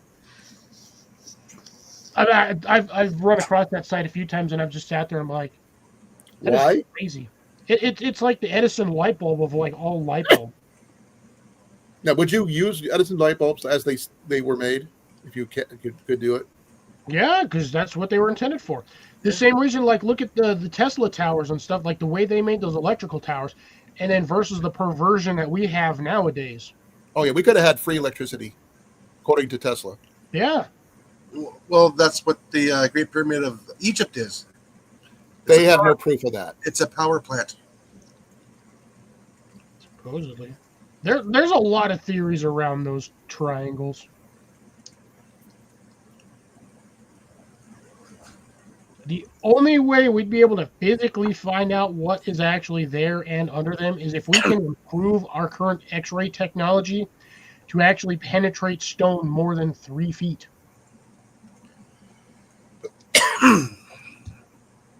You would have to have a like nuclear powered X-ray machine. No, probably fission. No, they use sound waves now. Ground penetrating radar. But that only goes so far too. It still goes pretty far. Yeah, but not far enough to go through the pyramids. 13 does. acres. It does. They just haven't told us what they found And why haven't they told us? because they don't want us to know. Because again, Why don't they want us to know? keep things Because secret. it'll change history of what we've now know it. Oh, somebody did something like that. They actually went to a history book from 100 years ago and looked up certain facts, see the changes. Oh yeah, it's way off. What they knew back then is not what they put in now. Oh, you mean like the fact that Pluto's no longer a planet? It's still a planet in my book. I don't care what people say. Yeah, I don't. Yeah, the text history can say whatever it wants. It's still a planetoid. Thank Planet. you, The planetoid. first word in that word is planet. Planetoid. So it's a planet. No, but the history books now, the way the way they construe it is it's no longer a planet; it's a moon. To what? You moon, you have to be attached to something. Nope, because of its size. Has nothing to do with it. Yeah, they God, when was that? Back in Thank you, Neil. 2000 something. Yeah, thank you, Neil. I And mean, the that's some of guy's a the- genius, in there, but at the they same can't call time, it a that's planetoid. screwing with history. Or moon. Moons are attached to planets. Not necessarily. Well, technically, it's not. It has its own orbit and it has its satellites, so it's actually in between. It's a planet. That's my word. And I'm Size saying wise, it's not a planet. it's a planet. It's got gravity. It's got everything else. It's a planet. The freaking moon has gravity, but that's also, neither here nor there because that part of the moon's gravity is technically because it's stuck in orbit with us. According to For now. the books, they say that Io and other technically moons of Jupiter have atmosphere and gravity and all that stuff too. And Well, active volcanoes. Now it's not oxygen atmosphere; it's still atmosphere. so the funny thing is they don't actually. So a lot of with scientifics and all of that. I mean, we're getting completely off topic, but we've been off topic for like the last 45 I'm just minutes. following you. You guys. But started anyways, that. the classification is they're no longer moons. They've classified them under the category of satellites. Yep. What's So the difference? you see, that's the thing. To us, a satellite means something that was put out in space by man that has rocket power to keep it in orbit. It's artificial. Yes. But they've considered like all of the moons, like you said, Io and all of them from like Saturn, Jupiter, whatever. They've classified them as satellites. Who? Because Who's the they person who orbit- decided that they were satellites? well, they have their moon. They'll have like each one will have like a specific moon or 2 or 3, and then everything past that is categorized as a satellite. What'd you say, Jason? Thank you, Neil. Yeah, who? Neil deGrasse Tyson. Oh, he may be one of the smartest people on the planet, but doesn't mean he has the only opinion on the team. Well, let's see. Director, yeah, he can change whatever he wants. Just because he says it so doesn't make it so. I know. Yeah, I think it's there's- all a Unless matter of- he is Jean-Luc Picard and can say make it so, I don't believe it. I think there's just so many variables. He's actually breaking them down. to their basic. Pluto is still a planet in my book. I don't. freaking Jesus, Amanda, Yes. dirty Be girl. quiet. I don't know. Just clearing my throat. Yeah, you sure that was all you're clearing? Okay, guys, I am yawning. Yes. It's I'm gonna 7:02. head It's your normal nighttime. Yeah, I'm calling it now. All right, catch you later, Jason. Molly, we'll see you on Wednesday-ish. Tuesday or Wednesday. You'll see me on Bye, Wednesday. Molly. Yeah, Bye, yeah. Jason. You know, you Basically, were- see you next month. See you next month, folks. Yeah, see you next month. It's already next month for me. Good night, everybody. Well, night, Get up Molly. there Night, and Jason. slap a rat. Yes. There we go. It's been slapped. Yeah. What was the original topic to start out at? Not dirt. My whole thing was going to be talking about gardening, prepping, and victory gardens. This We got wasn't to even Victory there when I Gardens. got here. It was not even close to that when I got Yeah, here. no, we got to victory gardens slightly after you got here, but that was a short-lived topic. I was It's a doing hard really good on the topic to victory stay stuff. on to. A lot of the stuff they talked about victory gardens and stuff, my grandma did. Both my grandmas did. Yeah, it's like their version of victory garden is kind of what we consider like a market gardens nowadays. Yeah. But I consider for me, I consider a market garden somewhere where you get a bunch of farmers or people that grow in like excess or abundance, and they gather in like an area to sell their produce or sell their product. Right. That to me is what a market garden. Market garden. No, what is it? Was I going? You're back. My brain just freaking died. My Farmers market. farmers market. Thank you. So that to me is what a farmer's market is. Somebody who grows it grows in excess and then goes somewhere to sell it for not a high price, but to make just a little bit of a profit. To possibly fund stuff for the next season, growing whatever they have, or what have you not. Right. Which, if I can get my garden to run actually the full production value that I've been wanting it to grow, I can do something like that. Even with the small space I have, I can grow a ton of stuff. Can I show you guys something real quick? It's on my phone. This is one person short of the entire family because she passed away early. This is my dad's side of the family. Okay. My grandma and grandpa are in the middle, are right there up on this side, and 11 kids during World War II. You try to tell me you did not have a garden in that time period because you could not feed that many kids Oh no, you definitely have. without having one. There's no way. And when we went hunting, that was a family event.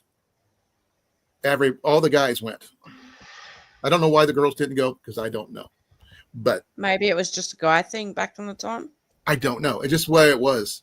And Yeah. I have no problem with it. If a woman wants to go hunting, that's fine. But it's just the fact is that putting food on the table meant going hunting whenever we could, fish whenever we could, that kind of thing. And having gardens was just a part of life, not just something you did for fun.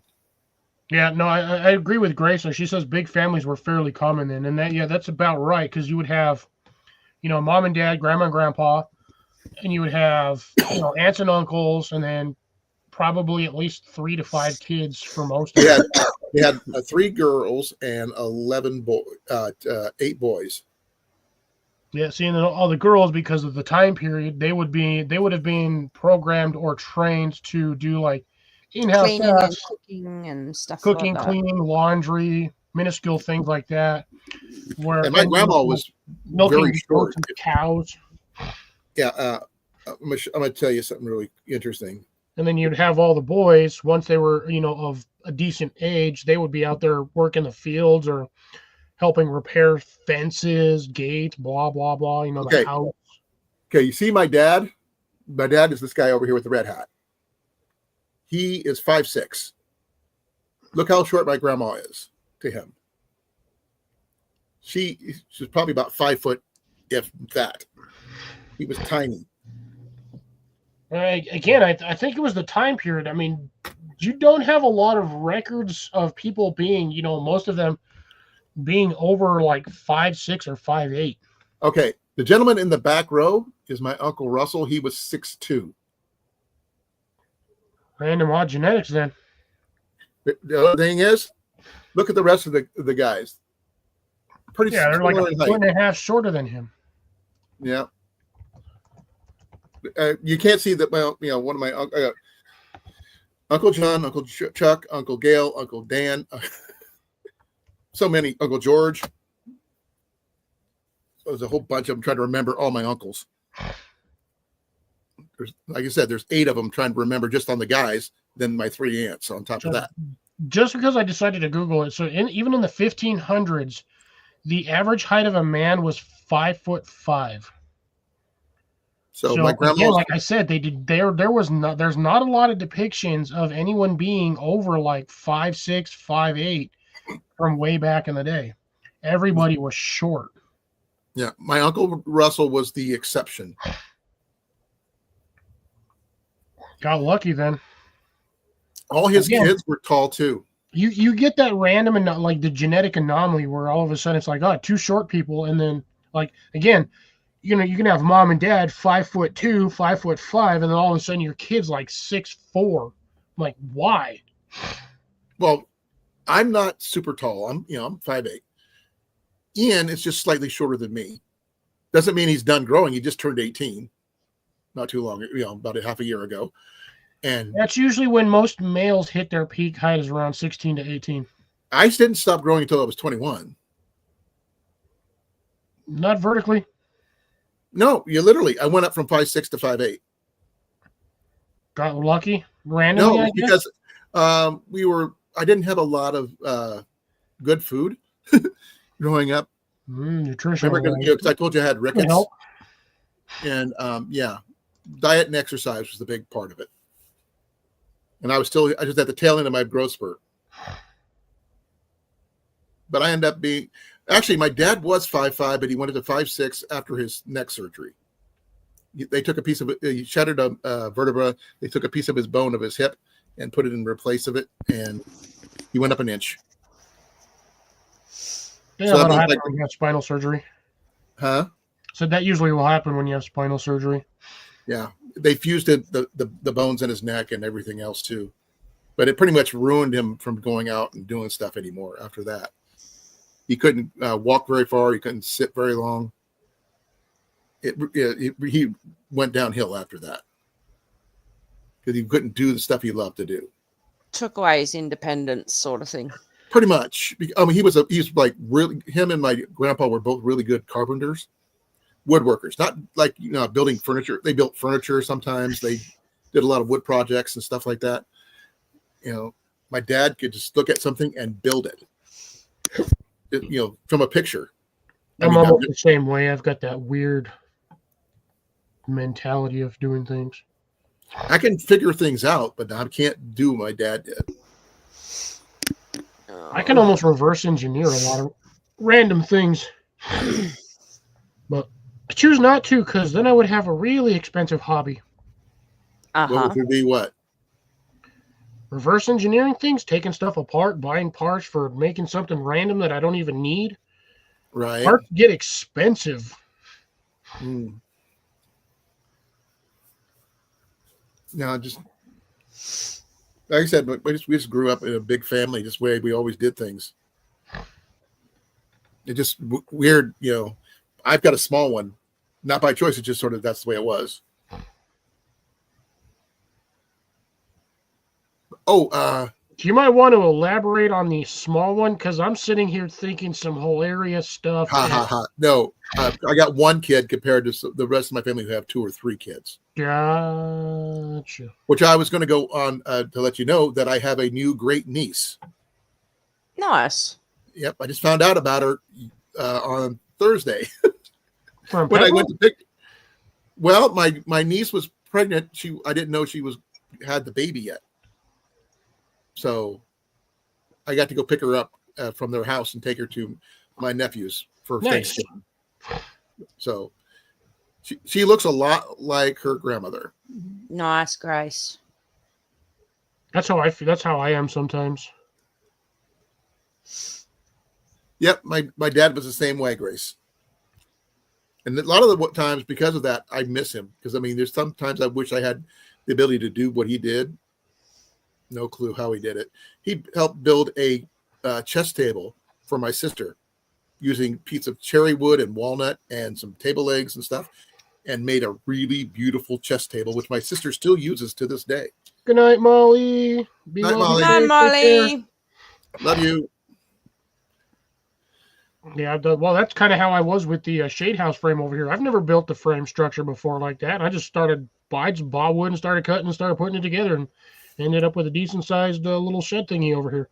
Still got a Yeah, bit I of can work to put do stuff on it. But together by looking at it, which I did a lot in the service when they asked me to put tents together, because that was a new tent system when we went from the canvas tarps to the vinyl metal frame tarps tents. And I could just look at it and I knew how to put it together, but it just not build something from scratch. I can't do that. well, I can. I was good at that even in high school. I mean, I had the I same built my problem in range high that school that I way, have but- now. Is I over engineer way too much. I can understand that, Grace. Some people have to do it that way. Me, I could see a pattern in my head, like my archery range. I built it in my head before I actually built it. Because I tore it apart in my head to see if it would work, and I couldn't figure out how to tear it apart. If that makes any sense, couldn't find the flaw. Actually, I don't know if you guys can see it up here. Nope, won't be able to see it. I like your roof though. Trying to point. Where the fuck? Here we go. I'll just do it this way. So right in this gap right here, I have a roller coaster that me and my buddy made for physics. Right? Can't see it because it's like all the way against the wall. It still works, and I've had that thing for 25 plus years. What are you going to do with it besides hold it on for like posterity? Nothing. It's just a reminder to me and my buddy on the like craftsmanship that we can do when we put your minds together. Like again, it still works. It might need a slight tweak here and there for it to run smoothly, but for the most part, the mechanics of it still functions the same way it functioned when we made it in high school. Wow. Well built. It's been held together for 25 plus years with What'd you use? super glue and wood. Like popsicle sticks, balsa wood. What? 1/4 inch by 1/4 inch square from like Hobby Lobby. So it's like hobby craft wood. Well, it's probably balsa. No, it's not balsa. It was too heavy. Oh, okay. It was just like 1/4 inch by 1/4 inch. Like I think they were like pine or something strips or something like that. Because I've used that kind of wood for making motorized airplanes. No, you have to with balsa wood. You need something light. This stuff is too heavy, but all it's got is little square pieces of wood, glue, speaker wire, and fish tubing. Fish tubing? What's the roller coaster part held on with? Fish tubing. Oh, everything. It's glue and post, so it has framework, and then all we had to do is have something that had a slope, a loop-de-loop, and then the return had to be higher than the base or whatnot of the loop-de-loop. Okay. So we Did you use like a ball bearing or something? Or what did you use on the track? We disassembled the old trackball mice. Because those were the perfect size for what we needed, and at that time it was like impossible to get a ball bearing the same size. So meaning me, I scraped the rubber off of one of the track balls Right. or those old trackball mice. Perfect ball bearing. Way to go. Perfect for it. Yeah. So I have like 3 of those sitting up there. But yeah, works perfectly fine. That's cool. Nowadays, you can probably get ball bearings cheap anywhere. Yeah, I mean, technically, we could have used like a marble, but the chances of a marble being 100% round, nearly impossible. There's always Back in some the day, slight yeah. defect. Anything. Ball bearings were a little bit more manufactured properly because you needed that spherical shape 100% to like perform certain duties. But yeah, aside from that, but yeah, it's been sitting up there. I'll pull it down every once in a while, set it on my table, and actually check to see if it works. I'm like, I do it about every 2-3 years. I'll check it, blow all the dust off of it.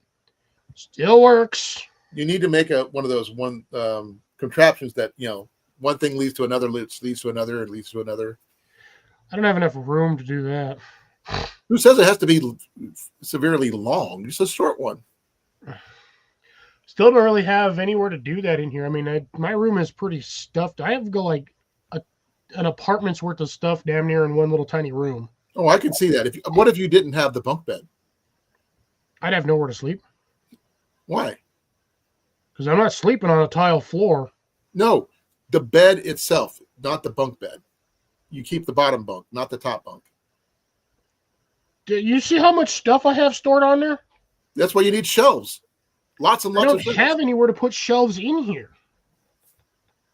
I've seen All of this is shelving. That is my dresser. I have shelving right next to me. I have on my floor over there I have survival food, gardening books, and my hamper. My closet has a TV and all kinds of other junk and like clothes in it. And then I have like 2.5 feet worth of stuff piled at the foot of my bed all the way to the floor. wow. Like 2 feet high. I don't have any room to put anything in here. Like this right here is all my most of my survival stuff is right here. Like I said, I have an entire like apartment / house's worth of stuff in a little tiny room. And it gets worse because I'm always buying random stuff for things. But some of the things are for this one. I've already, by the way, Amanda, I've already purchased half of what I need for your stuff. Yeah, yep. Except for pink, I have to get the cordage, but that shouldn't. I'm gonna wait till Cyber Monday to maybe do that. that's tomorrow. Yeah, Day that'd be tomorrow, better. right? Not for Cyber Monday's on Monday. Today's Saturday. Day after tomorrow. Yeah. What I said. So I'm getting tired, and I just lean back. yep. So we'll be seeing Yeah, Colin Tuesday or Between Wednesday. that and my head cold I'm not doing well. Gotcha. Yeah, we'll probably wind her down here in another couple minutes, folks. We're getting on to 3 hours, and If it wasn't for Jenny getting me something, I would probably have trouble. I got one of it's called a boom boom stick. It's an inhaler to keep my why does sinuses. that look like a tampon? It's not. It looks like one. It does clean my Ooh. sinuses up, though. Show eating a red onion. I don't like onions, so I don't do that. I didn't like onions until I started working at this place, my pizza place, and then I started eating them. It's like Still hate mushrooms. I can't mushrooms. eat those either, so I know there's no point. I still hate mushrooms. But, And yeah, pineapple? I can eat pineapple to an extent, but I'm not going to sit there and eat like 2 or 3 rings of pineapple. I mean, when the best to me, besides pepperoni and pineapple pizza, that's me, is the on You're ham. fired. On ham. Brings out pineapple on ham. Baked ham. Maybe for flavor, but not for taste. That's what they did growing up. That's what that's what they made it that way. I So know look- that there would be like, you'd soak a ham or cook a ham, and you'd put like 4 or 5 rings of onion. I mean, pineapple on there rings. to cook it. With toothpicks. Yeah, it's what it is it's the sweet and sour aspect of cooking And they would be a glazed ham too when they did it too. So every time.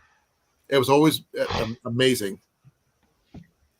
We actually got some things we got planned for the future. We're going to be making some either beef and noodles, chicken and noodles, or turkey and noodles. We have a bunch of egg noodles we're going to use, so we're going to make one of those 3, and some chili. We got to make some chili soon. Already did the grilled cheese, Chili? so it's time for chili. So Eat chili. That'll be interesting. hey, I could try making Green Arrows chili, You could. but I would need some help from you. Yeah, you still won't eat it though.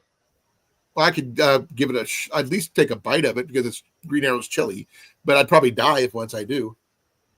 He's going to eat it, swallow it, and run to the bathroom. Probably. But I generally go with the one for flavor, not for heat. Yeah, I mean, you can always take the what would normally make it hot. You can always take that aspect out because I don't think it's really going to change the flavor too much. It's just going to change the heat index. Right. And the fact is, with the guy who actually created the recipe, said it's a great flavorful chili. Just if you do it just like it is, and that's where I base my chili recipe off of. Yeah, And you it's a can really easily, good- like I said, you can easily just not put the peppers in there or the. I Whatever. do green peppers. I don't do red peppers, but green peppers I do. I don't. I know this is going to sound weird. That would radishes be anything you could put in a chili because of the heat? No. It will completely alter the taste of the chili. Because radishes burn my mouth. So, and I did find out I could possibly be allergic to rye. Possibly. Yeah, I mean, you can probably, like, Grace will probably say the same thing, but yeah, you do not put radishes in chili. You can use it for, like, again, salads. It's It's a garnish. more or less. Okay, I know parsnip is not parsnip. Parsley is a garnish, but you can eat it too because it's good for your nerves. Well, majority of anything you put on as a garnish, 99% of the time is edible. So, are you going to be doing chili anytime soon or no? No, not for the foreseeable future, at least not for the moment. I have tons of chili that I've been growing. And that's why I was I'm asking because you have all those trying chilies. to get to a point where I can get a stable supply of certain chilies so I can start making stuff. Okay, with or without beans? Neither. Well, without, because I don't have any intention of putting them with beans. It's for powders or mixes. No. I'm just saying if you did a chili with or without beans. It's got to be with beans. Because you would be how many people say that beans don't belong in chili. I always had Where I'm at, everything is chili beans. Exactly. Now, in the chat, is there anybody here who does not put beans in their chili? Because to me, if you're going to do a chili dog, you need it with beans. If it doesn't have beans, it's not chili. Yeah, No, just to me, it's just How many people we got left showing here? like 5 people. Okay. But Manny's being awfully quiet. I'm just listening. Now, do you guys make chili over there to eat on a regular Maybe. basis? Not really. No. Did you know if you eat chili in the hottest part of the day, it'll help keep your equalize your body temperature with the heat outside? The hell it will. You'll just be sitting there sweating your brains out. Then proven. I did it. My dad made some chili in the hottest part of the summer. Here it was over 100. It helps equalize your body temperature, which means you don't sweat as much. Yeah, I don't know about that because the minute you eat a chili, like a hot enough chili, your face just starts running with sweat. Okay, thanks for letting me know, Grace. I knew Grace would know that because Grace is smart. That's the reason Yeah, that's Texas, but not the rest of the world. They're probably the only ones that don't want beans in chili. If you didn't have the beans, the only thing you'd have for protein would be the freaking meat. Most people don't even put meat in their chili. That's the sad part. It's all seasoned. Then it's vegetarian. Yeah, it's spicy vegetarian soup. Yeah, it's not chili. It would be the equivalent of spicy minestrone without the meat. Still wouldn't eat it. But even minestrone soup has beans in it. Mm. But I just, going to be making some chili soon, a big pot of it. And if I'm not mistaken, it's pinto beans. Whether pinto beans or white beans. I'm I'll not be sure back what kind in of beans they are. I'll be back in 2 secs. I got to put my washing in the dryer and put Okay. my blankets on. So give me All right. 2 secs. I'll probably be out of here in about 4 minutes. Yeah, I'm going to enter at 3 hours. I don't know where you're. Okay, about 5 minutes for you. Yeah, 5 minutes.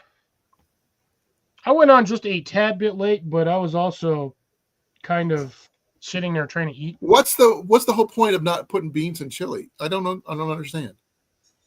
It just makes sense to me. It holds the flavor. It holds the flavor.